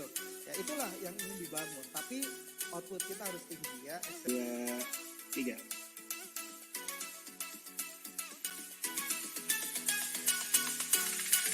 Indonesia ini adalah negara yang berbasis biomasa. 1, 3, 6, 9. Alhamdulillah ya, hari ini ada banyak sekali para ahli suhu gitu ya di bidang pemanfaatan biomasa dan biorefinery yang terlibat di PKR. Pusat Riset Limnologi dan Sumber Daya Air siap mendukung upaya PKR Biomasa dan Biorefinery untuk mewujudkan ketersediaan bahan baku, produk, dan teknologi proses yang saat ini menjadi suatu keharusan, terutama di Indonesia, di mana ketahanan dan kemandirian bangsa dapat ditopang dengan teknologi berbasis biomasa. Domain sumbangsih kami adalah mengembangkan teknologi kultivasi mikroalga dalam berbagai varian fotobioreaktor yang mampu menghasilkan kualitas dan kuantitas biomasa mikroalga sesuai dengan target yang diinginkan.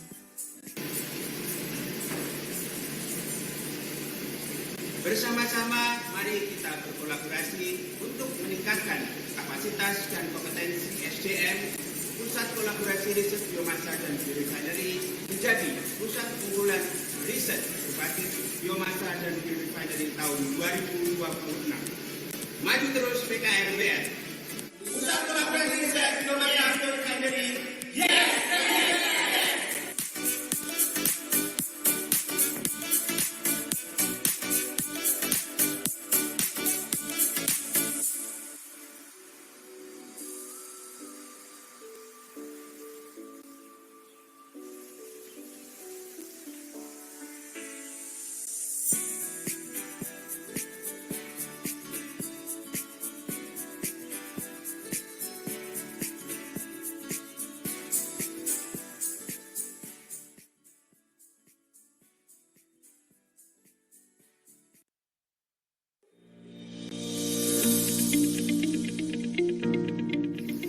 Padjadjaran Halal Center didirikan sebagai bentuk perwujudan pelaksanaan Tridharma Perguruan Tinggi Civitas Akademika Universitas Padjadjaran yang dirancang untuk melakukan kajian pada semua aspek halal, baik proses maupun produk pangan dan non-pangan.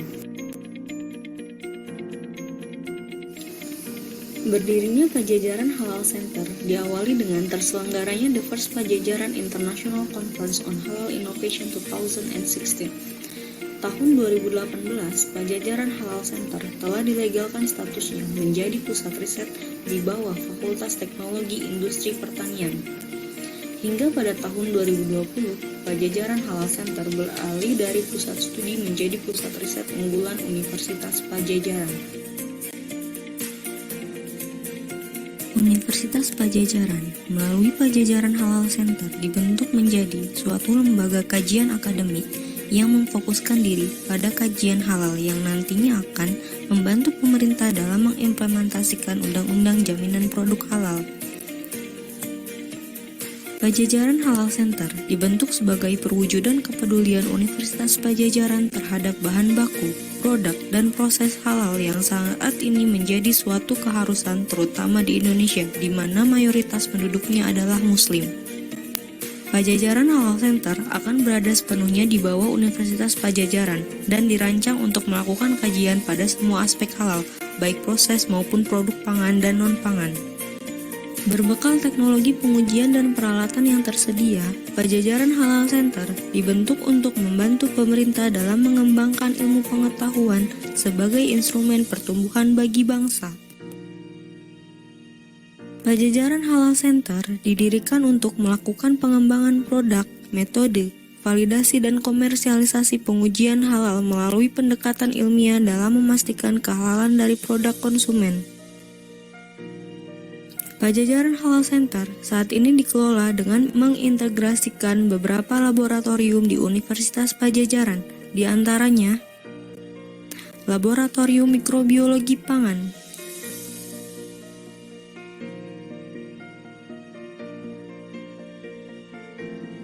Laboratorium Teknologi Pengolahan Pangan,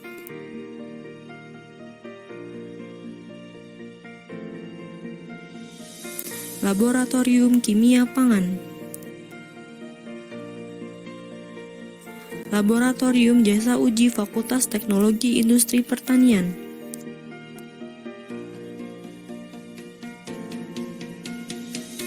Laboratorium Riset dan Pengujian Bioteknologi Fakultas Peternakan,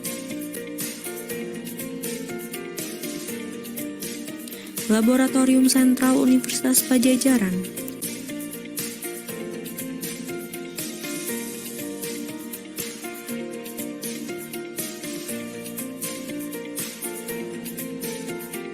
Padjadjaran Halal Center Universitas Padjadjaran memiliki 5 bentuk layanan, di antaranya Lembaga Pemeriksa Halal, konsultasi,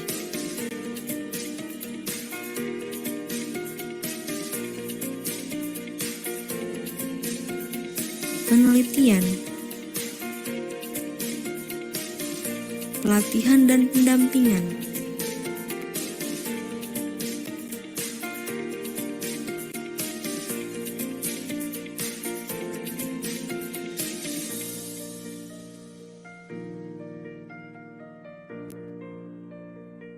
dan inkubator bisnis.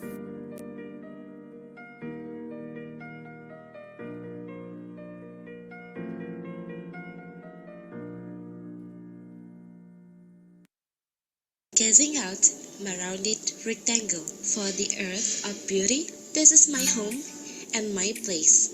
The slow zoom, that house is much bigger than it looks. Yes, it's Indonesia. Let's never miss the takeoff. Now, we are landing at Soekarno-Hatta International Airport, which is the primary airport serving the Jakarta metropolitan area on the island of Java in Indonesia. Moving out from the capital of Indonesia, now we'll see another city of so many educational houses, peoples, artworks, and foods. That is, we usually know the province of West Java. Welcome to Bandung, the capital of West Java province, in which makes it the largest metropolitan city in West Java province. Known as Kota Kembang, literally meaning the flower city, because in ancient times the city of Bandung was very beautiful with many trees and flowers that grew in the city. There is a sweet expression given by M.A.W. Brouwer, a Dutch culturalist who spent part of his life in Indonesia. That is, Bumi Pasundan was born when God was smiling. This expression proves that the city of Bandung has a million beauties in it. That's why Bandung is also called the city of Faris Panjava. Not only beauty, Bandung is a place for culinary tourism with 41 types of Sundanese food. Oh, what we can see are buildings and roads everywhere. But Bandung has cooler year-round temperatures than most other Indonesian cities. Because the city lies on a river basin surrounded by volcanic mountains and is located at an altitude of 768 meters above sea level.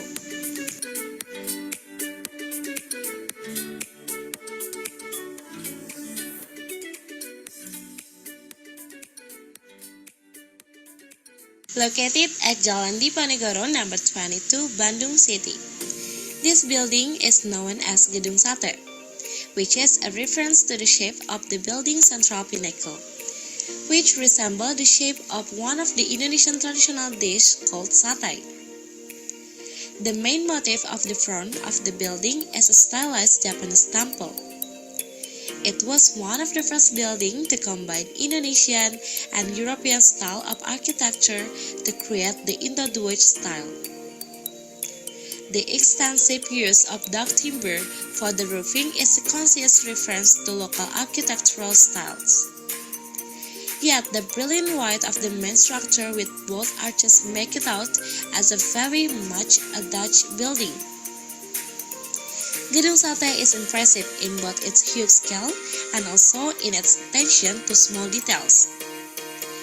The eastern and western parts of Gedung Sate functioned as the Europos headquarters and the regional people's representative assembles building for West Java province. Gedung Sate is an icon of the city of Bandung, which is very popular and has become the pride of West Java because Gedung Sate is a historical asset that has witnessed the journey of the West Java government towards achieving a society that is gemah, ripah, repeh, rapi, kertarahaja.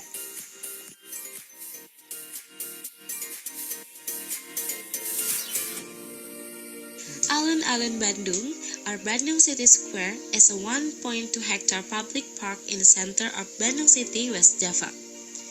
Located at the historical Asia-Africa Street, deemed as the zero point of Bandung. The most prominent feature of this park is Bandung Grand Mosque with giant twin minarets. Right in front of the mosque, there are vast square area covered by artificial grass. Like the other city square, this is a place where people come together and can have an authentic local experience. Then easily among families and group of friends coming to the park square. That is a nice place to just sit and enjoy the weather. Alun-alun Bandung even has a garden full of flowers in the south of the park. Had undergone several renovations, and the last one was carried out by Ridwan Kamil in 2014, who was the mayor of Bandung at that time. The Bandung City Square area is never deserted by visitors. Even the streets of Asia and Africa become very busy with entertainment and culinary places for the Bandung people on the weekends. There is a piece of Europe in Alun-alun Bandung named Braga, one of the legendary streets, a gate of Bandung's past and present. It's romantic, melancholy, perhaps a bit glum. Vintage-style park benches, and street lamps adorn the pedestrian. The street may be small in size, but it's overflowing with character and history. Strolling around Braga streets feels like taking a step back in time. Originally, Braga Bandung was called Karenweg, meaning cart trail, since it was used by many two-wheel carts pulled by buffaloes to transport coffee to the postal road. When Bandung transformed into a town with many rich Priangga planters who lived nearby, Braga Street became the center of the development. Vehicles come and go, pressing toward today's business, seemingly unfazed by yesterday's history. Great Forest Park Insinyur Haji Juanda, or commonly known as Tahura Juanda, has an area of 526.98 hectares with 112 tree species and has 32 conservation partners. Tahura Juanda is the first forest plan in Indonesia with so many kind of animals we can see. Its integrated conservation area between secondary nature and pine tree forest located in the Cikapundung. We can enjoy walking in the middle of forest with clean air and fun of nature. It provides you with cool air and refreshes the human brain and soul. The Tahura area can be used as access to sport or educational facilities. In addition to the many trees and plants that are found on every road, there are historical sites. In Tahura, there are some small waterfalls and a cave. One of the places that is said to have a mystery is the Dutch Cave. This cave is a mountainous stretch from west to east, which is a natural giant water tank for reserve in the dry seasons.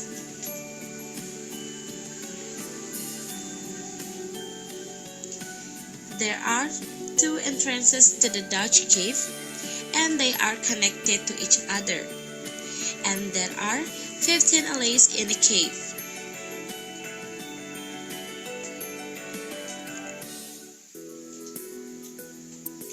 Apart from tourism, in the Dutch cave, there is also a myth.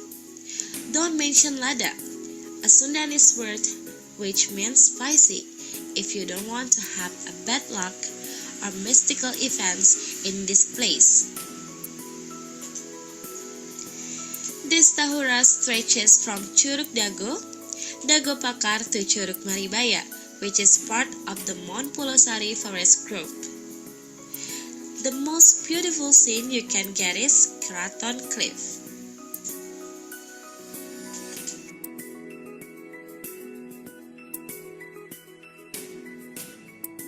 Bandung is home to many zoos. One of the largest and the most popular ones is the famous Lembang Park and Zoo. Take a break from sightseeing around the city, purchase a ticket to enter this wildlife reserve, and spend a relaxing day with your family and friends, exploring it. As you visit the different sections of this massive zoo, you will be able to observe a wide variety of majestic fauna, ranging from binturong, meerkat, to magnificent lions.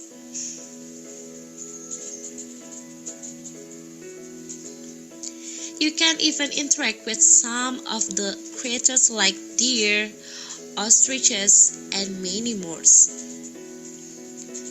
You'll know about Indonesia's biodiversity through the trivia of the knowledgeable staff and naturalists.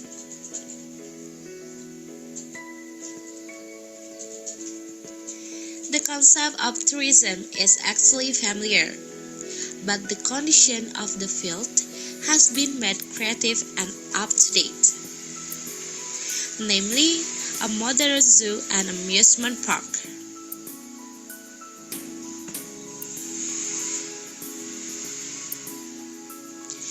A Apart from being invited to study and observe the animals in the cool and fresh atmosphere of Lembang, all family members can also enjoy many games, such as playgrounds, carnival games, agility games, and even a water park.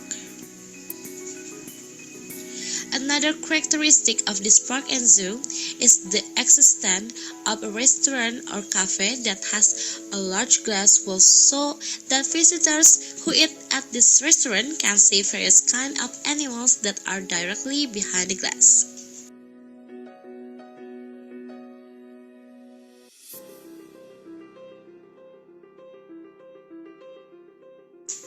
As the name suggests, the local sell stuff to customers like in regular market. The only difference is that the sellers offer their items on the boat, parked on the body of a pond. The concept is somehow similar to Bangkok's and Banjarmasin floating market in Indonesia.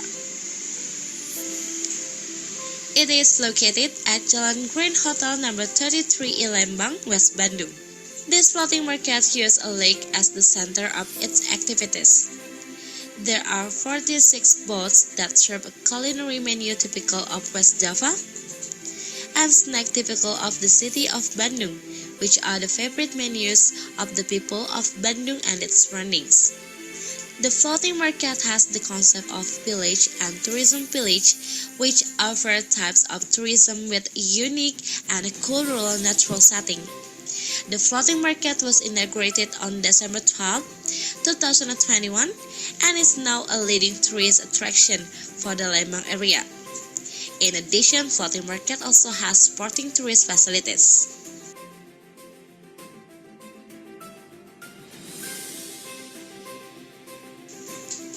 Rancha in local language means swamp, indicating that this grassland used to be a vast wetland. Upas is believed to be originated from a Sundanese word that means a ranger. Rancha Upas was then managed by Perhutani State-owned Forestry Service. From the beginning, Rancha Upas was designed and marketed as a camping ground with a lovely air and magnificent night scenery. It didn't take long for this place to have a great reputation among nature lovers. Rancha Upas has a very huge camping area. The place is immensely huge that you can just pick any place to set up a tent, away from other campers if you want to. Another reason to visit is the deer captivity in this area, where Japanese deer freely roam the large captivity area. Let's moving out from Bandung to Sumedang, Regency of West Java Province, one of the educational centers where there are the universities on the right and left side, but also various kind of tourist attraction that can be found in Sumedang that shouldn't be missed. Alun-alun Sumedang has a very attractive beauty to visit and has become one of the icons of the city of Sumedang. Designed and updated by Ridwan Kamil, it was inaugurated on March 14, 2020. Surrounded by many important buildings. On the south side, there is the Sumedang District Hall Complex, Regional People's Representative Assemblies building on the north side, while on the east side there is a prison building and Sumedang Grand Mosque, which stand beautifully and firmly on the west side. Currently, Sumedang City Square is equipped with facilities.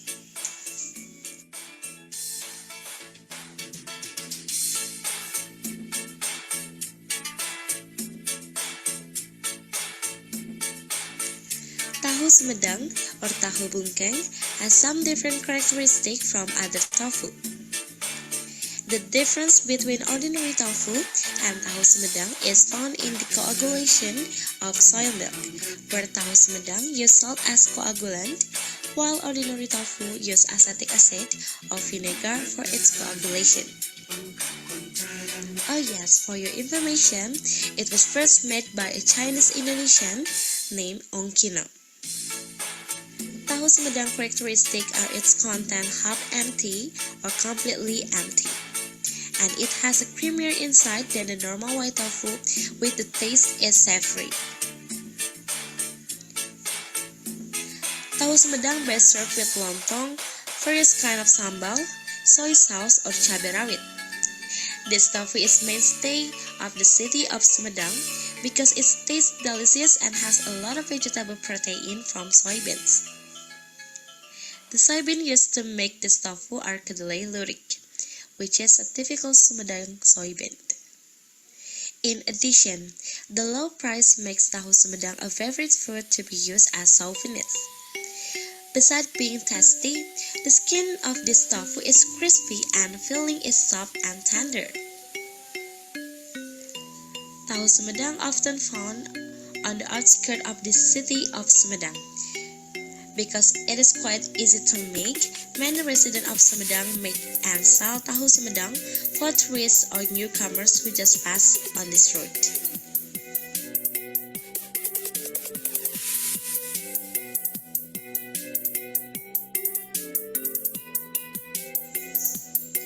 Located in the village of Sindulang, between the borders of Sumedang and Bandung, this is definitely the place to bring your family to and get the kids to learn about nature and its beauty.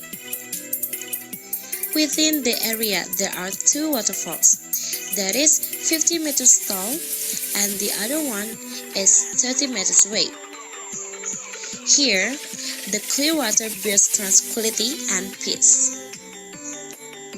The swift flowing stream lets visitors enjoy the river water. But there's actually more. On top of the magnificent waterfall, you can also climb up the hill right beside the river, which flows into the main waterfall.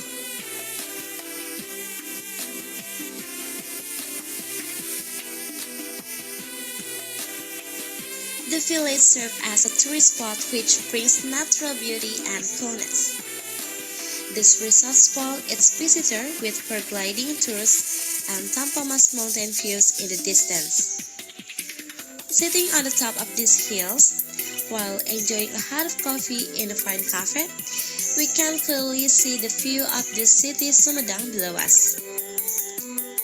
It is a good spot as well for the family to spend their weekends. Nowadays, Toga village has transformed into a quite comfortable resort with a typical cool mountain atmosphere.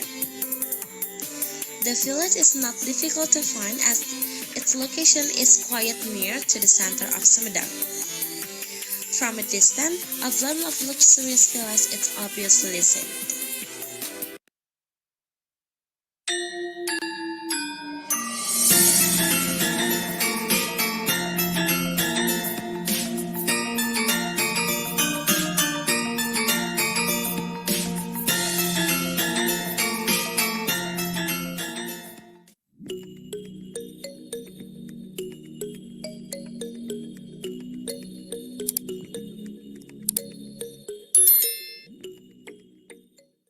Dalam membuat batik tulis, ada beberapa tahapan yang harus diketahui. Berikut tahapan membuat batik tulis yang telah dirangkum budaya Indonesia.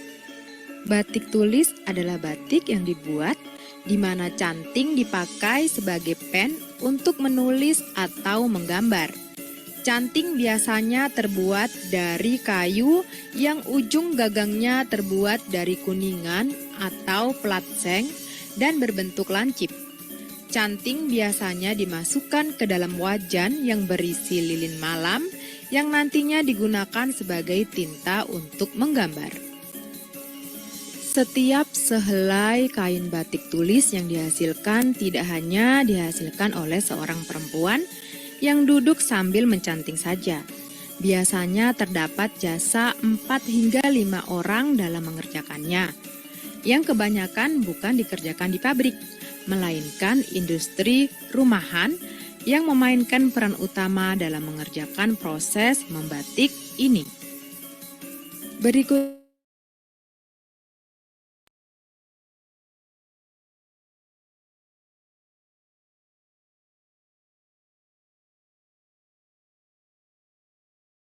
Okay, ladies and gentlemen, welcome back to the second virtual mobility program 2022. And now, without any further ado, we will now begin our next sessions. Our next agenda will be talking about valorizations of lignocellulosic biomass via solid state fermentation. And this session will be led by the moderator. Our moderator for the session is Dr. Bambang Nurhadi. Okay, allow me to read his bio. Dr. Bambang Nurhadi is the lecturer and head department of food technology, faculty of Agro-Industrial Technology, Padjadjaran University. Dr. Bambang also received his Ph.D. in food engineering from University College Cork in Ireland. Dr. Bambang has so much achievement, such as publishing articles with the title Physical and Functional Properties of Agglomerated Coconut Sugar Powder and Honey Powder using polyphenol pyrrolidone as a binder in 2022. And in 2021, Dr. Bambang was a co-author for the journal that called Bottom Up Nanoparticle Synthesis, a review of techniques, polyphenol-based core materials and their properties. Okay, to Dr. Bambang Nurhadi, you may proceed. Okay, thank you very much for the MC. Can I start now, yeah? Bismillahirrahmanirrahim. Assalamualaikum warahmatullahi wabarakatuh. Alhamdulillah, alhamdulillahirabbil alamin, wassalatu wassalamu ala asrofil anbiya'i wal mursalin wa ala alihi wa sahbihi ajmain. Rabbi shrah li sadri wa yassir li amri wahlul 'uqdatam min lisani yafqahu qawli. Good day to everyone and good afternoon based on the Indonesian time. Today we have a very special speaker. Hopefully even now it is the last session. Hopefully all of the audience still are motivated to follow this interesting session, because Dr. Madetri Arya Pena would like to give a very important presentation for today. But before we start, I would like to maybe welcome Ibu Pena. How are you, Ibu Pena? Assalamualaikum. Waalaikumsalam warahmatullahi wabarakatuh. Thank you, Pak Bambang. Hey, Ibu Pena, before I would like to let you start, maybe I would like to read a bit about your curriculum vitae. Is it, yeah? Is it okay, Bu Pena, yeah? Yes. Yeah. Please. Yeah. Ibu Dr. Madetri Arya Pena, her position now as since October 2018 until now, Associate Professor Microbiology and Bioprocess Engineering, Food Engineering Department, Institut Teknologi Bandung. And her field of interest is bioprocess technology, food processing modeling, metabolic profiling. Her education, she finished her Ph.D. in 2007 from at the Bioprocess Technology TU Delft, the Netherlands, and her master degree was obtained in August 2002 from the same institutions, and in 1995 actually she finished her bachelor in chemical engineering ITB. Her achievement is a lot. The last I would like to read maybe the two last achievements. Satya Lancana Karya Satya 10 tahun Republik Indonesia 2021, and also for the Wanita Hebat Award. Maybe Wanita Hebat Award, if we translate to English, is mean that Great Woman Achievement, Liputan 6 2017. And she published a lot, many articles. I would like maybe to read the last, the two last, yeah, the two last articles. It is published in Earth Environment Science 2022 IF conference. The title is Modeling the Synthetic Gas Fermentation for Bioethanol Productions. And also in the same the same year, 2022, she also published the articles with the titles Modeling-Based Analysis and Optimization of Simultaneous Saccharification and Fermentation for the Production of Lignocellulosic-Based Xylitol in Bulletin Chemical Reaction Engineering and Catalysis, in 2021. Maybe that's a little bit information about Ibu Penia. So I would like to start to let Ibu Penia to start her presentation. Please, Ibu, terima kasih. Thank you. Thank you, Pak Bambang, for introducing me. I would like to make a correction because I just realized that when making the CV, I was making some typos. I'm not that superwoman, yeah. Pak Bambang mentioned that I did my undergraduate study from 1995 and graduate also in 1995. I should rewrite it and graduate in 1999. Because I just read from the CV that I got. Yeah, I'm sorry. Yeah. I made a mistake, big typos there. Otherwise, I was really superwoman there. Just finished the 4-year undergraduate program in 2 months. Okay. I would like to share my screen. Excuse me for that. You have time until 4 o'clock, Bu Penia, and then after that we thank you very much. Question and answer session. Yeah. Can it be seen the screen?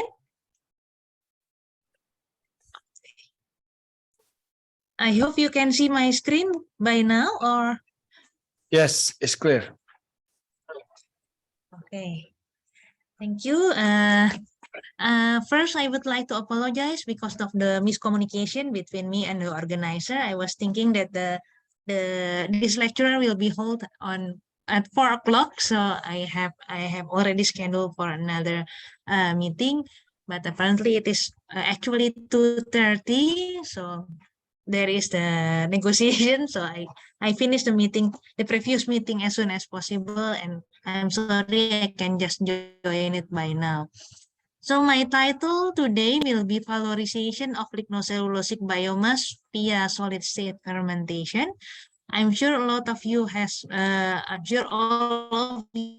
has been hearing about this topic, the lignocellulosic biomass, from the day 1 of this course. But I would like to refresh a bit.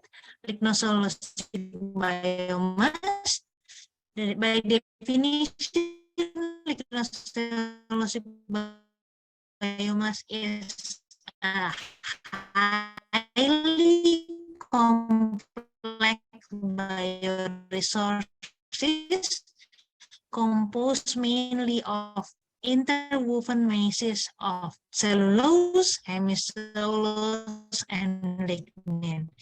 So I would like to endorse this. And promotes abundant biorenewable material on the earth. So we should be able to find the technology able to utilize this for our renewable material on the earth, the lignocellulose.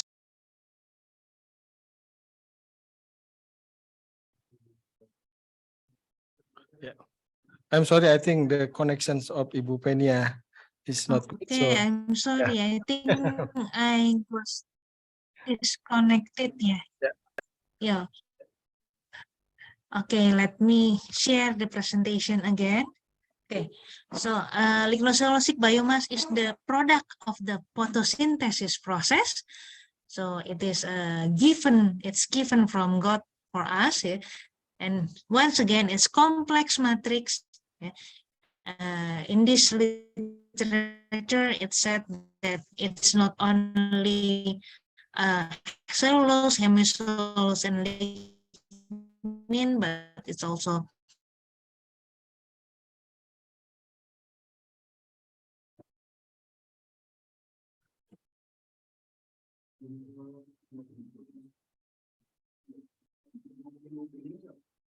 I think the connection is still interrupted. Yeah, we are waiting for Ibu Penia.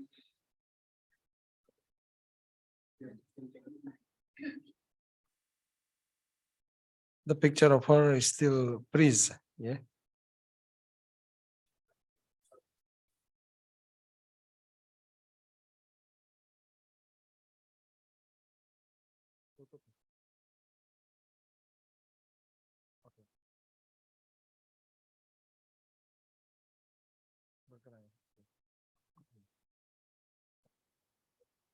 Masih belum nyambung nih atau misal panik.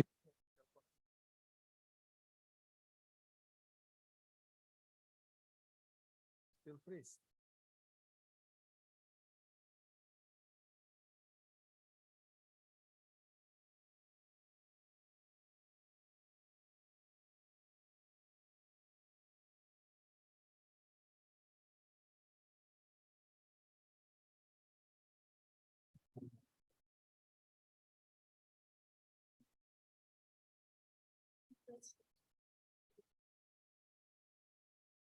Maybe she can turn off the camera, Ibu Penia, ya, to make it. Udah bergabung. Ibu Penia, I think maybe you can send the file of your presentation to the one that contacted you before, because of this, I think because you share also the presentation, so the connections is a bit low then. Pak Mamang, excuse me, may I turn off my video as well? Yes, I think yes, to make it faster. We are in the connection. Yeah, you can turn off your camera. Hopefully this time it's working. Yeah. Yeah, hopefully it's working very well now. Yes. Wait.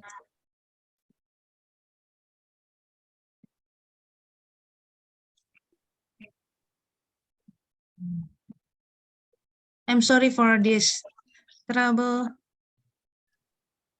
Okay. Let's try again. Okay. Can you see my screen? Yes. Okay. In this slide? Yes, already now. Okay. I would like to once again highlight that lignocellulosic biomass is available in abundance, but it is a complex. It contains a complex structure. So if we want to utilize it, we need to have the right technology to do that. And once more, this lignocellulosic biomass, is available in abundance as biomass waste, for example, as agricultural residue. So let's see the palm oil industry. Yeah, I think this has been mentioned as well in the previous lecture. In the left side, we have the picture of oil palm tree, and on the right side, we have the picture of closer picture or zoom version of the oil palm tree, in which we see the fruit. Yeah, here this is the fresh fruit bunches. Okay, so from this oil palm industry, actually not only generate the crude palm oil or palm kernel oil that is the main product of this industry. This oil palm industry also generates a lot of biomass that can be used for other purposes. For example, related to the fruit, it producing oil palm empty fruit bunches, that is the thing that hold the fruit of the oil palm together. Also the oil palm shell is the shell of the kernel of the oil palm fruit, and also oil palm fiber. Oil palm fiber is the leftover of the pressing of the fruit of the oil palm fruit. And from the tree itself, it generates the biomass of oil palm frond. So this is the leaves and the thing that hold the leaf. It is called oil palm fronds. And also because the plantation need to be regenerated regularly, so it also generate oil palm tree trunks. Yeah? So this part of the tree will also be biomass agricultural residue that can be used for lignocellulosic source. Okay, let's see another industry. For example, the paddy or rice industry. Here we see paddy in sawah. Yeah? And here we have, okay, what kind of biomass, lignocellulosic biomass or agricultural waste that is available from this industry? We have here is the rice husk, yeah, or in Indonesia we call it merang. And also we have this is rice bran, yeah, rice bran or sekam and the duck. It also becoming the biomass waste that is actually has the lignocellulosic biomass structure. This is also biomass that are available for us to use for producing various kind of valuable chemicals. Okay, let's see another important agriculture section in Indonesia, that is corn industry. Yeah, here we see the plantation of corn. And we have also a lot of different kind of biomass in the corn industry. For example, we have the corn cob. Yeah, the top picture is corn cob, and the middle one is the corn leaf. Yeah, this is the leaf that wrap the corn fruit. And in the bottom part, we have the corn husk. Sorry, not the corn husk. This is the corn stopper. So the overall plant will be biomass waste that we can use as well. So this is another different type of lignocellulosic biomass. Okay, we've been talking about lignocellulosic biomass. Now we move to our topic, that is solid state fermentation. What is solid state fermentation? By definition, solid state fermentation is the cultivation of biomass.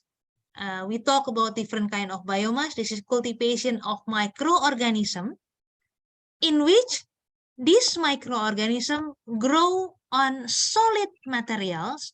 So the microorganism is not grown on liquid culture, but on solid material without the presence of free liquid. So here we already see that this solid state fermentation is such an interesting technology because it does not require a lot of liquid. It does not require a lot of water. So what does it mean? It means if it doesn't use a lot of water, it will also not generate a lot of waste. Yeah?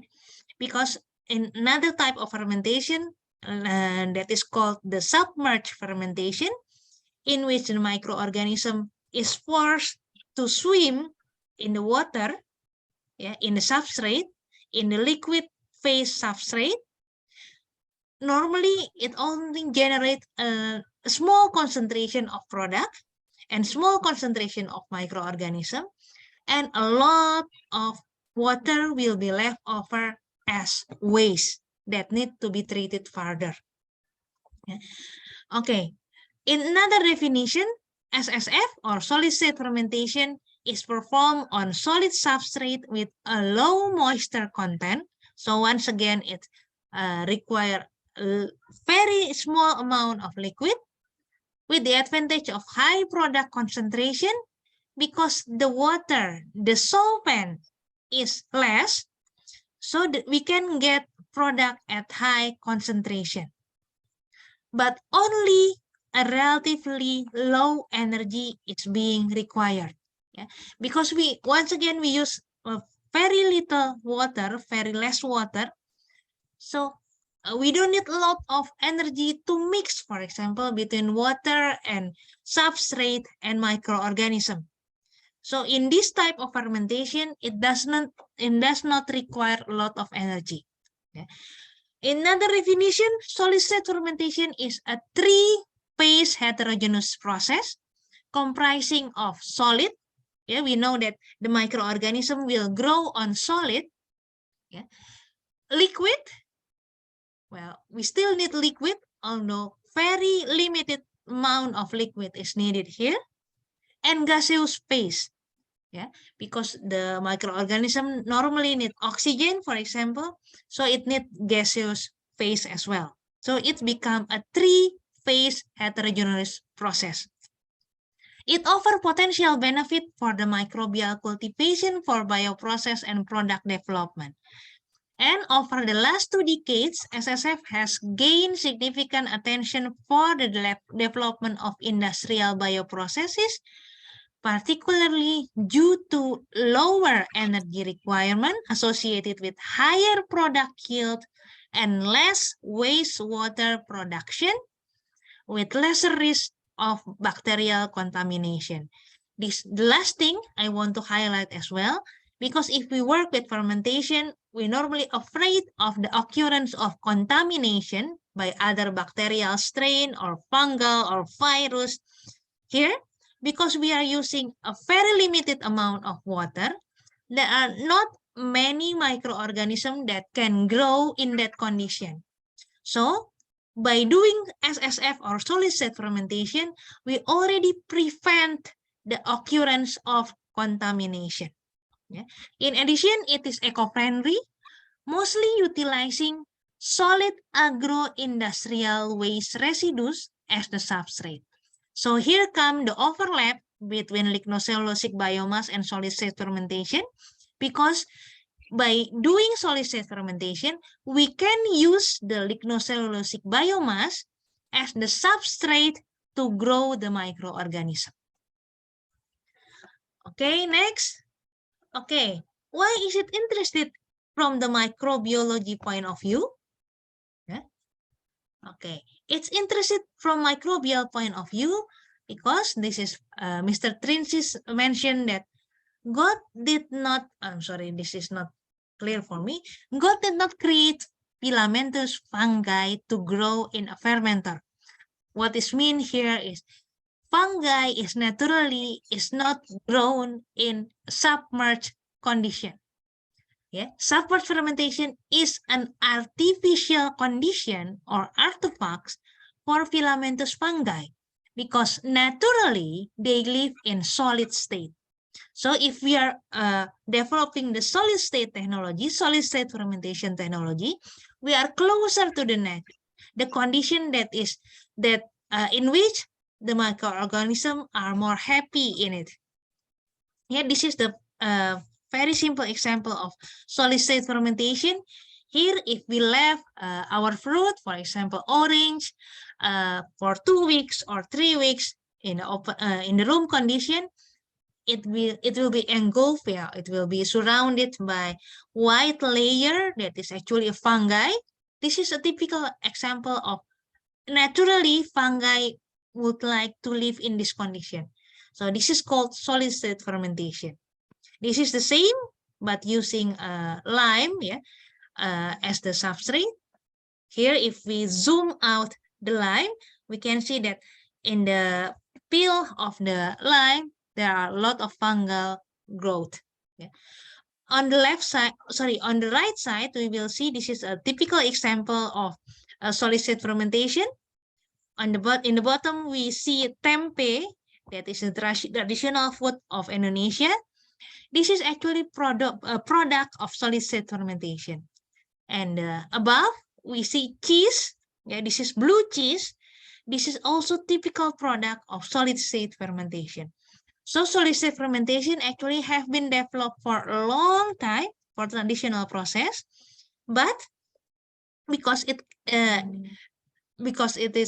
been outbeaten by the submerged fermentation for producing penicillin, yeah. So the technology development has been halted for decades. And now it's time for us to develop more about solid state fermentation and go back to the nature. Okay, I'm sorry, this is still has Indonesian word. Yeah, what can be produced via solid state fermentation? Solid state fermentation can be applied in various sectors. In food sector, it can be used to produce functional food and food ingredients, for example. In agricultural section, we can use solid state fermentation to produce biofertilizer. In pharmaceutical, we can use solid state fermentation to produce functional bioactive ingredient, secondary metabolite production. We can use solid state fermentation to produce enzyme. Yeah, we will talk about it later as well. And we can use solid state fermentation to produce probiotic as well. Okay, so here I would like to highlight the overlap between solid state fermentation and lignocellulosic biomass again. Solid state fermentation, it's ideal for growing filamentous fungi. Yeah. It has been traditionally used in food fermentation. It is more cost effective. This is the interesting part. It is cost effective. It uses smaller vessel. It consumes less water. It produces less wastewater. So it will reduce wastewater treatment costs. It consumes lower energy. It needs lower energy. And it creates less contamination problem. And what is the lignocellulosic biomass? Lignocellulosic biomass is solid phase. It's available in solid phase. We already see the picture of oil palm tree tongue, yeah, oil palm fronds, oil palm empty food bunch. We already see rice husk, yeah, and rice straw. We already see corn stover, corn scob. It's available in solid phase. If we are working with solid material and we need to reduce the size of that solid material, size reduction normally introduce cost. And for example, for empty fruit bunch, that is very hard. The cost for size reduction of empty fruit bunch is a lot. Yeah? So it will introduce cost, a significant cost of the overall process. Yeah. After that, not only the size reduction of lignocellulosic biomass will introduce cost, furthermore, the solution of this lignocellulosic biomass, the solid phase lignocellulosic biomass, also introduce a problem. So, why we should deal with size reduction that is costly? Why should we deal with trying to dissolve this solid phase lignocellulosic biomass that is hard to do? We can easily do solid state fermentation, which this benefit on using solid lignocellulosic biomass as the substrate for the fermentation. So solid state fermentation is the most suitable method for using lignocellulosic biomass as fermentation substrate. So if we want to do fermentation and we will use lignocellulosic biomass as substrate because it's available in abundance and cheap, so the most suitable choice will be doing solid state fermentation. Okay, so we already see the advantage of doing solid state fermentation. What are the factors that influencing solid state fermentation? First, we need to choose the correct microorganism that will involve in the fermentation. Yeah, because this is important to highlight. Not all microorganisms can digest or can utilize the lignocellulosic biomass. So we need to carefully choose the microorganism that can be used for this fermentation of lignocellulosic biomass. Furthermore, we need to do medium formulation, because lignocellulosic biomass mainly contain polysaccharide, lignin, it's not polysaccharide, it's aromatic, polyaromatic, but we have mainly contain cellulose and hemicellulose that is heavy in carbon. Yeah. While for growing microorganism, we need the correct or the right amount, the right ratio of carbon over nitrogen, because microorganisms also require nitrogen to grow. So we need to carefully do the medium formulation, maybe adding another type of substance that contain nitrogen as the nitrogen source to accelerate the fermentation. Yeah. Okay, we talk about doing fermentation on solid. We already say that okay, we don't need to think a lot about cutting the size or of the solids of the lignocellulosic biomass, but still, yeah, the cut size or the size of biomass will influence the performance of solid state fermentation. It doesn't need to be a very small size of lignocellulosic biomass, but it has to be on the right size. Yeah. Not very small, but it cannot be very big as well. So there is an optimization, optimum size for of the lignocellulosic biomass for doing solid state fermentation. We also need to deal with fermentation condition, such as the temperature of the fermentation, the pH or acidity level of the fermentation, but also importantly, we need to deal with water activity of the fermentation. The fermentation cannot be too dry, yeah, because for growing, microorganisms still need water, but the water doesn't need to be available in abundance. We don't need to have a submerged system. Yeah? So we just need to have the correct water activity such that the microorganism can grow. Okay. Further, we will deal with the engineering aspect of solid state fermentation. For example, what kind of bioreactor design will be the optimal one, and how to control the fermentation itself. Okay, let's see some example of solid state fermentation by using lignocellulosic biomass. The first one, this is quite obvious, is composting process for making biofertilizer. This actually can be done at home scale. Yeah, maybe a lot of the participant has this kind of composter or another kind of small household composter. Then we can process our household waste and the organic waste from the fruit or the leftover vegetable or anything, yeah, to make compost. Yeah.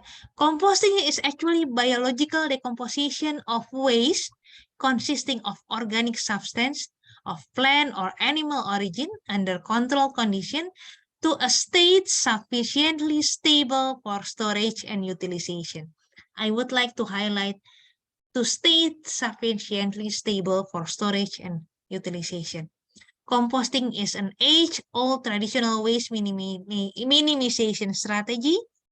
It's aerobic method of decomposing organic solid waste, including lignocellulosic waste.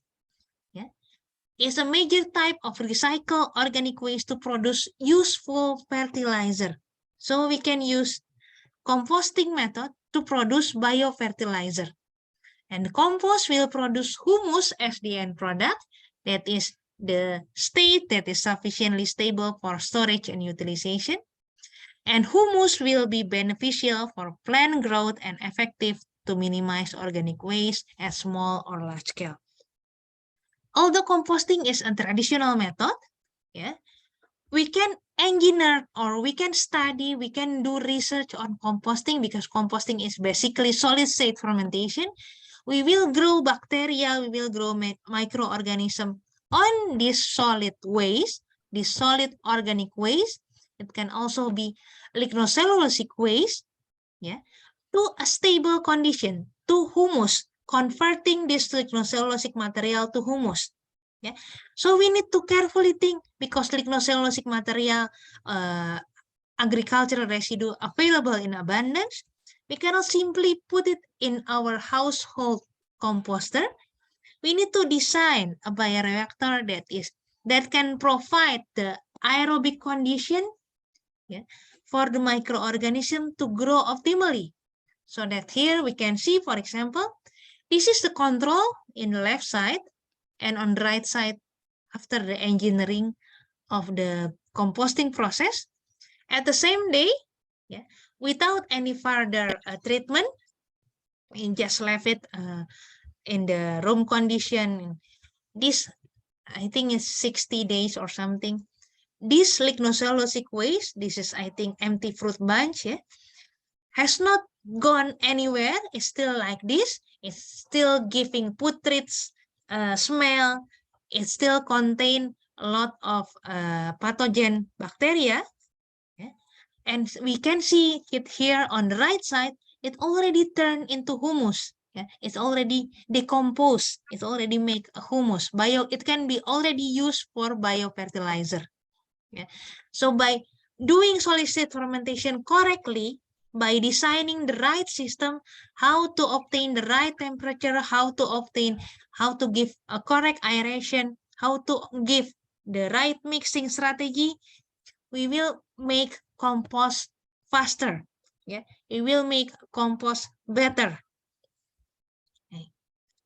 Okay, next, this is the application of solid state fermentation, once again on lignocellulosic biomass, for providing feed, yeah, food for the cattle. Yeah. Here, I would like first to introduce silage. Silage is a feed resulting from the storage and fermentation of green or wet crops under anaerobic condition. So this is not traditionally or commonly done in Indonesia, I think, because we have the similar temperature condition along the year. But in the subtropical country that have 4 seasons along the year and that have wide variation in temperature along the year, we need to store the plant, yeah, the grass, etc., or the rice straw or the corn straw or corn strawfer, to be able to preserve them such that our cattle, cow, or goat can be fed by using this material all the year. And one of the simplest method is doing silage. Yeah. This is actually solid state fermentation in anaerobic condition. It's a method of preserving the nutrition content of this biomass, yeah, such that the nutritional content is more or less constant throughout the year. Yeah. So our cattle can always be fed by using this material. Yeah. So this doing this solid state fermentation, we wrap, yeah, the lignocellulosic biomass or the grass or something, yeah, to prevent the entrance of oxygen into this material. So we wrap it carefully, yeah, and we also preserve this nutrition content by, actually this is spontaneous fermentation by some kind of lactic acid bacteria that will also prevent the growth of other kind of bacteria, other kind of microorganism, such that the nutritional content of this material, the grass or other lignocellulosic material, is preserved throughout the year. Yeah. In another point of view, we can also prepare feed from lignocellulosic material, yeah, because once again, the C/N ratio is very important in feed or feedstock, yeah, to provide food for cattle, for poultry, and everything. And if we fed them with only lignocellulosic material, the digestibility of that feed is low, so we can increase the nutrition content of lignocellulosic biomass to condition the C/N ratio of this lignocellulosic biomass by solid state fermentation, by cultivating fungi on this lignocellulosic biomass to produce the to get the proper C/N ratio of the feed. Yeah. This is also called another example of solid state fermentation. Okay, we move to another example of doing solid state fermentation on lignocellulosic material. Yeah. Here is the route to utilize lignocellulosic biomass waste to produce valuable biochemical products. By using this biological method, normally consists of 3 steps: the pretreatment, the enzymatic hydrolysis, and the fermentation. Yeah. The first step need to be done to do the delignification of lignocellulosic biomass, such that after that, the cellulose and hemicellulose contained of the lignocellulosic biomass can be easily hydrolyzed to produce simple sugar to be fermented further and producing valuable biochemical products. There are a lot of methods for pretreatment, but we can also do solid state fermentation, cultivating fungi on this lignocellulosic biomass as the pretreatment method for this whole process. Yeah. For example, here we see an example here. Yeah. This lignocellulosic biomass is cultivated, or we can see a mold growth, fungal growth on the lignocellulosic biomass, and we kept it for several days. This is, for example, the cultivation time is 0 or 20, and we can see that the lignin content of this lignocellulosic biomass already decreased. So this SSF fungal cultivation can serve as the pretreatment method for the whole lignocellulosic biomass processing. Okay, next is example of doing SSF to produce enzyme that will be used further in the enzymatic hydrolysis of lignocellulosic biomass in the route for producing valuable biochemical product. Yeah. In this case, the enzymes that are needed are lactase, cellulase, and hemicellulase. Yeah. For example, this is we first, of course, need to choose the correct or the suitable microorganism. Yeah, there are a lot of microorganisms that can actually produce that kind of enzyme, but we need to choose the right microorganism for the particular type of substrate, whether we want to use lignocellulosic biomass from oil palm empty fruit bunch, or wheat bran, or corn crop, or soybean. We need to choose the right microorganism for that. Yeah. Here we see by on the same substrate, even this different microorganism will produce different titer of enzyme as well. So the choice of microorganism that we will utilize in doing the solid state fermentation for producing enzyme is very important. Yeah. And next, here we show an example about the fermentation design. Yeah, that this is some important aspect that influence the performance of solid state fermentation. The presence of free water or the moisture content or water activity is important. For example, heat accumulation. Yeah, let's go back to the composting. Why, if we want to do composting, the lignocellulosic material need to be piled up in a high pile or in a big pile like this, is to accumulate heat. Yeah, there are microorganisms that involved in the composting process that can only live at high temperature. So the piling up of the waste need to be big, such that heat can be accumulated. and then the microorganism can live and do the decomposition. Here, when we want to produce enzyme, we need to be careful about heat accumulation.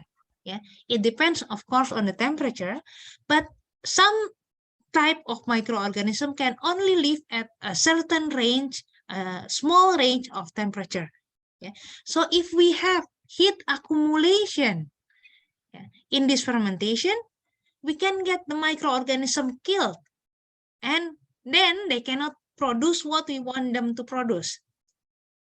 So this is typical example of a factor that important in solid state fermentation. Yeah, this is another thing, and also this is the pre-treatment. Yeah, we go back to pre-treatment here.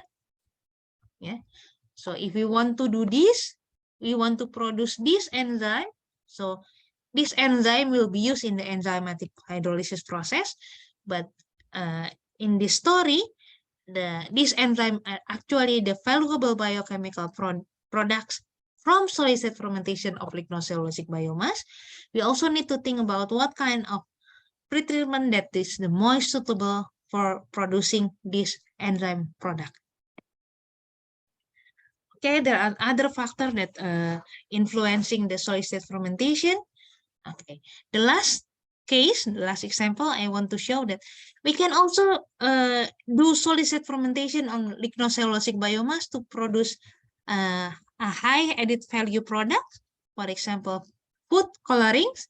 Yeah, this is carotene. Carotene has a high nutritional value because it can also be consumed as vitamin A. Yeah, so it can be produced from the solid state fermentation on lignocellulosic biomass, oil palm, anti-fruit bunch. Yeah. This is a very interesting example because it cannot use any type of lignocellulosic biomass, and OPEFB, anti-fruit bunch, is a particular interest because it will give benefit because it still contains traces of palm oil. Yeah. Traces of palm oil, in which we know that palm oil contain some carotene, yeah, and also contain a lot of oil that can serve as the building block for producing carotene itself. Okay, this is example of solid state fermentation on anti-fruit bunch, and this is the design of reactor to scale up the process. Okay, so that's it. Solid state fermentation on lignocellulosic biomass. Many things have been done, but many things remain to be explored. Yeah, and there are a lot of traditional process on solid state fermentation and also on solid state fermentation on lignocellulosic biomass. But this process can be improved to get the better process or the better process efficiency. Okay, thank you for the time. Okay, thank you very much, Ibu Penny. It's very nice presentations. Yeah, it highlights the importance of the solid state fermentation as a suitable method, yeah, for the lignocellulose biomass. Okay, now times for the question and answer session. I would like to let all the audience to raise hand, or maybe can write the question in the chat column. I would like to check if there are any questions.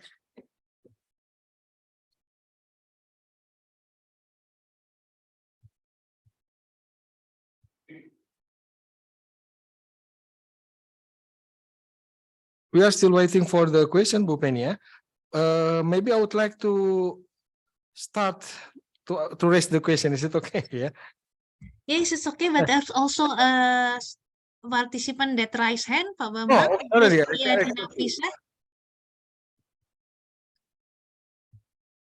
Oh, yeah, that's right.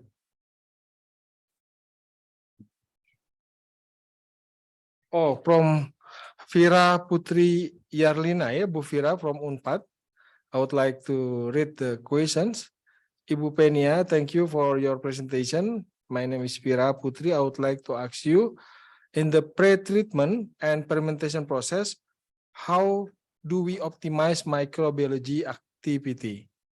And the second, how to choose microorganism to produce a specific enzyme, maybe. The second questions, on the process hydrolysis fermentation, is it hydrolysis just from microbiology activity? Is it analyze degree of hydrolysis? Thank you. That's the question. Maybe it's degree of hydrolysis. Yeah, the last question. Yeah. Hopefully you can read the questions also, Bu Penia, please. Yeah, thank you, Pak Bambang. Okay, I will try to answer the question. The first one is about how to optimize microbiology activity, how to choose the right microorganism to produce specific enzyme. Yeah. This is a very interesting question. Yeah, we need to try. Yeah. Of course, we can do a literature study about that because because a specific microorganism will produce specific enzyme. What does it mean here is maybe a lot of microorganism can produce cellulase. Yeah. But cellulase activity, actually cellulase enzyme, the enzyme that hydrolyze cellulose, it contains a lot of activity. It can cut or hydrolyze the cellulose from the side or from the middle, or cut further from two cellulose into glucose.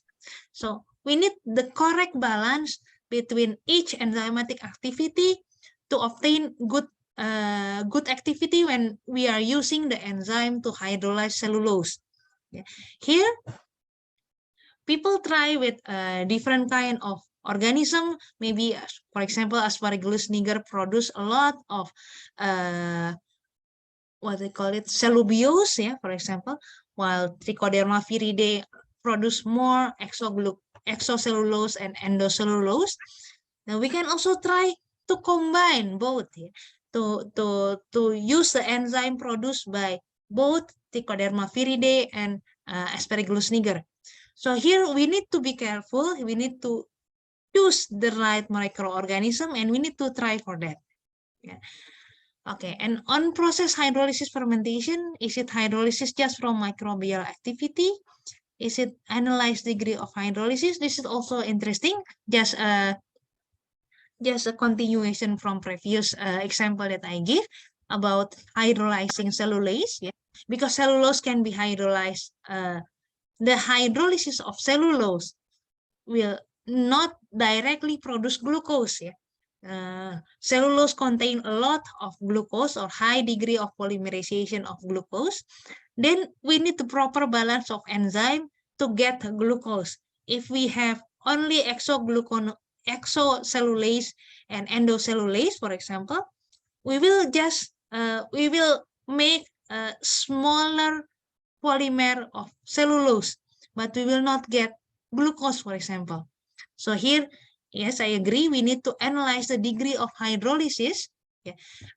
When doing hydrolysis enzymatically, and it gives a small number of glucose. For if we do hydrolysis of cellulose and it end up with low glucose concentration, it does not always mean that our enzyme is bad. Yeah. Maybe it do the hydrolysis, but it does not produce glucose directly, but maybe the result is heavy or contain a lot of cellotriose, cellopentose, yeah, a smaller polymer of cellulose. Yeah. I hope it answered your question. Yeah, thank you, Ibu Penia. I think it will. You already answered all the questions. Yeah, we move to another questions. Please, yeah, from Trofan, yeah, yeah. Miss Penia, thank you for the presentation. Introducing me, Fadil Trofan from Padjadjaran University. I'm curious about this SSF, solid state fermentation, whether this SSF can be applied by farmers in Indonesia, considering The question is whether this kind of technology can be applied in the maybe by the farmer or by the small scale enterprise maybe. Yeah. Yes, of course. Yes. Yes, of course. This is quite interesting. It's very interesting technology and very easy to adapt. For example, we can make compost. Compost is a very typical example of solid state fermentation. When we are doing the composting, so the product will be compost as a biofertilizer. It's actually solid state fermentation. When we are doing composting, we cannot just dump all the lignocellulosic biomass in one site, without doing anything. But we need to provide the right condition for the microorganism to grow and to do the degradation of the solid waste, such that we can produce the humus or the end product of the composting in a quite limited period of time. So here we can engineer, we can do research on the solid state fermentation, finding the correct method of doing solid state fermentation for producing the biofertilizer from solid state waste. That is a very simple example of doing solid state fermentation or small scale level. For example, by farmer, it will be very useful for the farmer if they can provide their own fertilizer, for example, and also for providing feedstock for cattle. For example, we have a lot of rice straw. We can increase the nutritional content of the rice straw, of the rice husk, by doing solid state fermentation on them. Either it's silage or other different kind of solid state fermentation, for example, fungal solid state fermentation, such that it will provide the correct C/N ratio that will be more nutritious for the cattle. I hope that answer the question, Mr. Trovan. I think it's already answered the questions. We have Bupenia. We still have maybe 2 or 3 minutes, but there is a Rizkia Nafisa. She already raised her hand. So I would like to Rizkia Nafisa to ask Ibu Penia directly. Okay, thank you for the chance. I would like to ask, I read from books that solid state fermentation process is faster from submerged or liquid surface. Sorry, Rizkia Nafisa, would you like to to tell you where are you from, for instance? Okay, I'm Rizkiani from Faculty of Agro-Industrial Technology, Padjadjaran University. So I will repeat the question. I read from books that solid state fermentation process is faster from submerged or liquid surface fermentation. I am actually curious, is it possible to accelerate more the process of solid fermentation with the same result? If it's possible, what kind of technology or factors that can help to accelerate the process? Thank you. You can answer directly, Bu Penia. Okay, thank you, Pak Bambang. Thank you, Rizkiani Nafisa. This is about how to accelerate the solid state fermentation. It's relative. First, we cannot generally say that solid state fermentation is faster or submerged fermentation is faster. We need to see case by case. But to obtain good performance solid state fermentation in which the productivity or the time required to produce the desired product is faster, we need to obtain the optimization of the fermentation condition, such as we need to find the right temperature, we need to find the right pH, we need to grow the microorganism that is involved in the fermentation faster, for example, by providing a lot of air.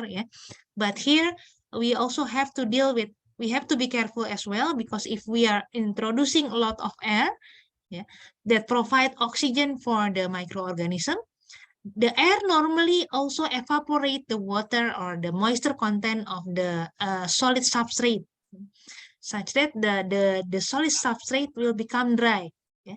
In this condition, yeah, the microorganism might get killed because they don't have enough water to grow. Yeah. So there are a lot of things that influence the solid state fermentation performance, and we need to optimize them, yeah, to get the best result of the solid state fermentation.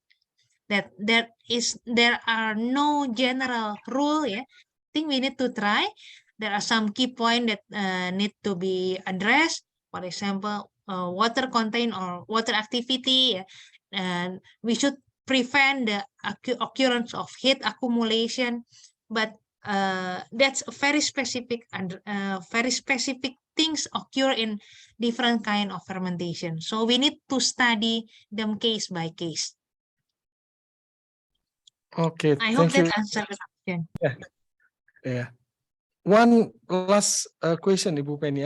Actually, there are still many more questions coming up, but we are running out of time. So, but I would like to read one last question. Is it related about what is the main problems or issue that are often found in solid state fermentation, such as composting, biofertilization, or producing carotene, and all the example that you have just presented. Thank you. Yeah, thank you, Pak Bambang. Once again, this is actually this is occur in every type of fermentation. Yeah, we can do all of them in the lab scale, and that's fine.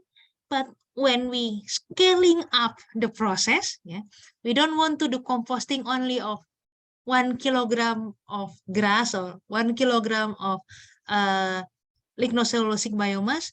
We want to do the composting process for example, 1 ton per day or something. That is the number of lignocellulosic biomass waste that is available, and we want to utilize all of them to produce biofertilizer, for example. Yeah. So we need to find the ideal condition for that. Yeah. In composting, for example, the composting is aerobic process. Yeah. So we need to be able to provide aerobic environment for the whole microorganism. While, for example, we talk about 1 ton per day, 1 ton of biomass waste is not small amount, yeah. So we might come out of a pile of, I don't know, maybe 2 by 2 meters square, yeah, and 1 or 2 meter height. So it's quite big. Yeah, we need to make sure that all part of biomass pile, of lignocellulosic biomass pile, will get enough aeration, will get enough oxygen. So here, in this case, mixing is very important. We need to provide a good method for mixing such that all part of the substrate can get enough oxygen to do the aerobic process.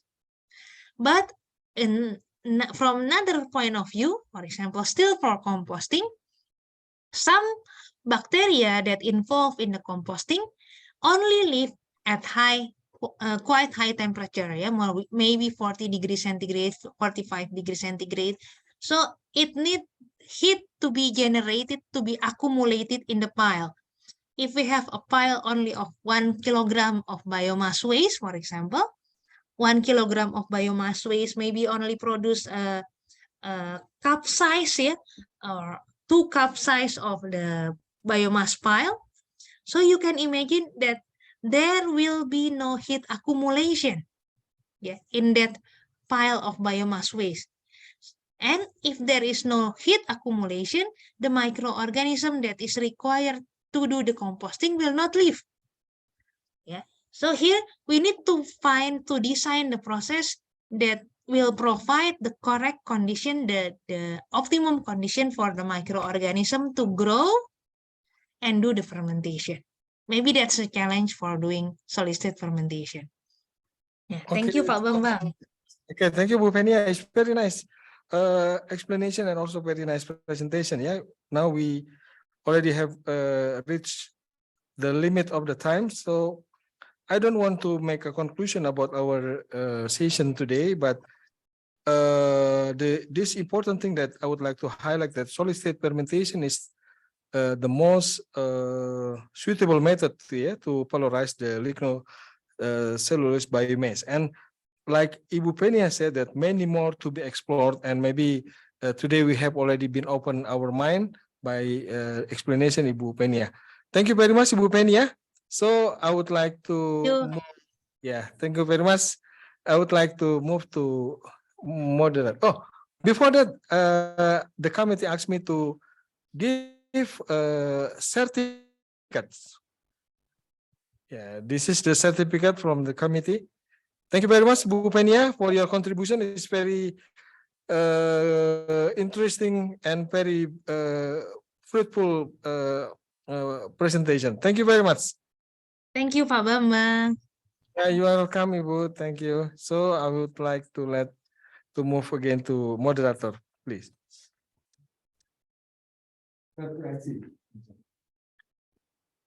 Okay, thank you very much, Dr. Made Tri Arya Pinia Krisnawati, for giving such an informative and comprehensive presentation. And thank you very much, Dr. Bambang Nurhadi, for being our wonderful moderator in the session. Okay, before we end the session, we would like to present Dr. Bambang Nurhadi with a certificate of appreciation for doing a great job today. Okay, thank you so much, Mr. Bambang Nurhadi. And to the committee and operator, can you please stand by to take a picture on my count? 1, 2, 3. Okay. Ladies and gentlemen, on behalf of the second Virtual Mobility Program 2022, we would like to say thank you for your active participation today, and thank you to all the keynote speakers for their amazing presentation, and to the moderator for being here to moderate today's event. And before our closing this event, there will be a video from Saung Angklung Ujo, and to the operators, you may proceed.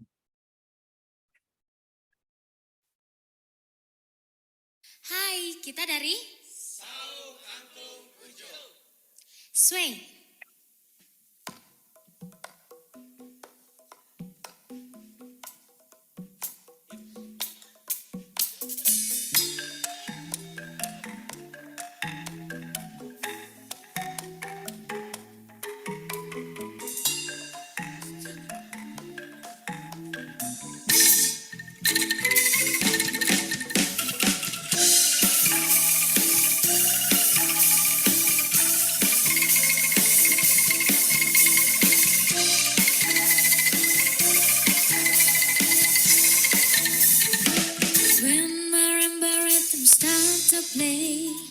Dance at me, make me sway, like a lazy ocean hugs the shore.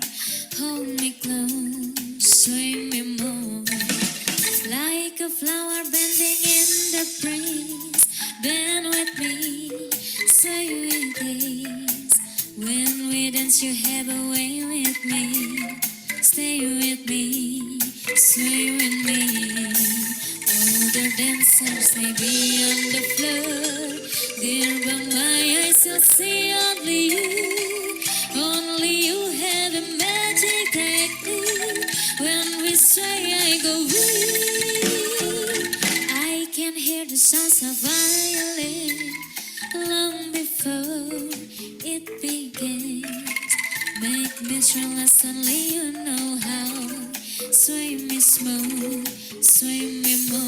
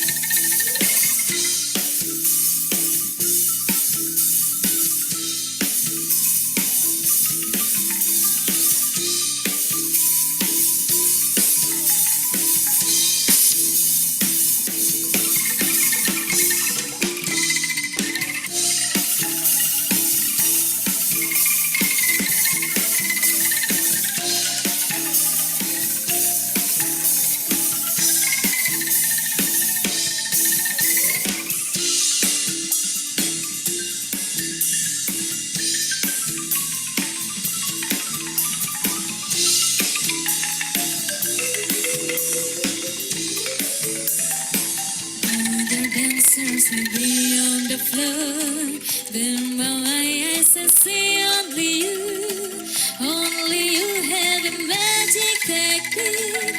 Let me sway like a wind, like a flower bending in the wind. So long before it begins, make me strongless, only you know how. Sway me smooth, sway me more. When marimba rhythm starts to play, dance with me, make me sway. Like a lazy ocean hugs the shore, hold me close, sway me more. Like a flower bending in the breeze, bend with me, sway with ease. When we dance, you have a way with me. Stay with me, sway with me. When marimba start to play, hold me close, make me sway. Like ocean has to shore, hold me close, sway me more. Like a flower bending in the breeze, bend with me, sway with ease. When we dance, you have a way with me. Stay with me, sway with me. Thank you.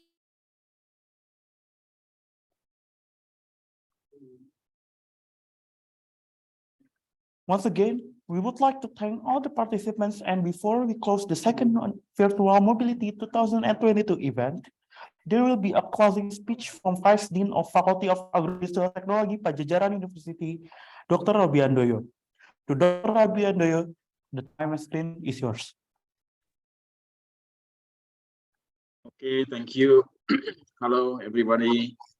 Good afternoon.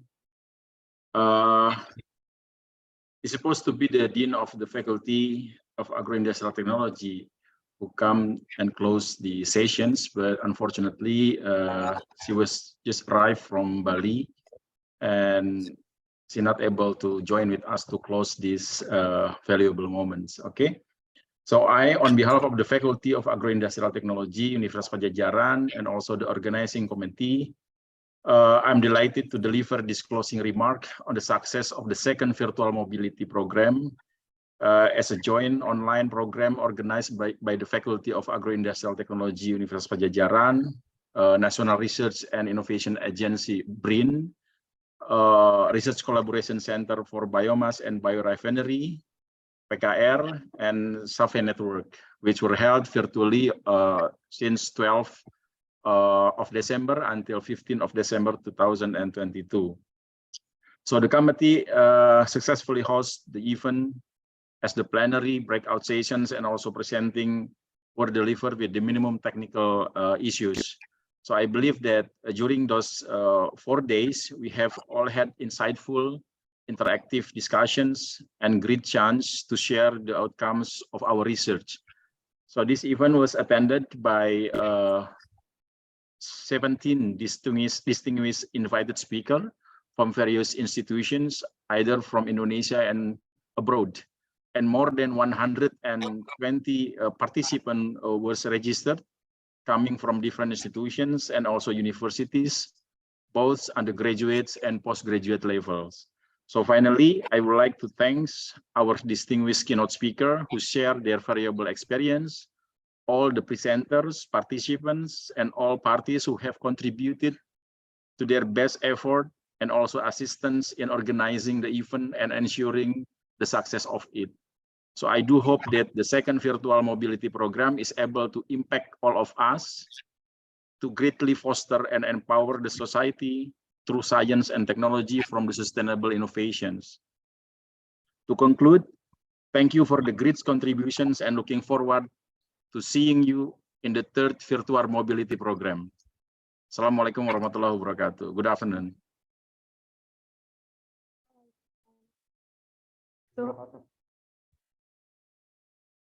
Thank you so much, Mr. Robi. Okay, before we close this event, let us pray first. Pray based on the individual religion and beliefs. Begin.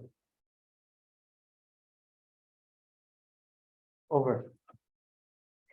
Okay, so we would like also thank you to the collaborators on this event, such as Faculty of Agro-Industrial Technology, Universitas Padjadjaran, Research Center Biomaterial BRIN, Research Collaboration Center Biomass and Biorefinery, and Software Network Asia Pacific, and to all the committees who participates to manage this event. Okay, before we close the event, we want to take pictures with all participants. So you can turn on your camera so we can take pictures together.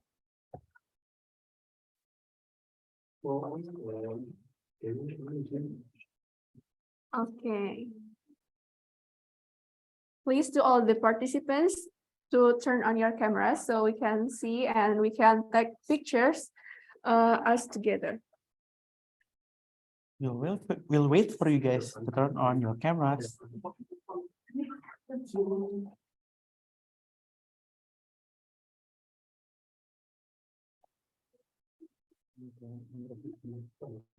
Okay, so for the operators, please stand by to take picture on my count. 3, 2, 1. Okay, the next slide. 3, 2, 1. Okay. Okay, thank you so much. And I'm Amel. And I'm Nova Ramadan. Your master of ceremony. Allow us to leave the main screen and thank you for all coming here. See you next year in 2023. Have a wonderful evening. Bye-bye. Goodbye. See you next year.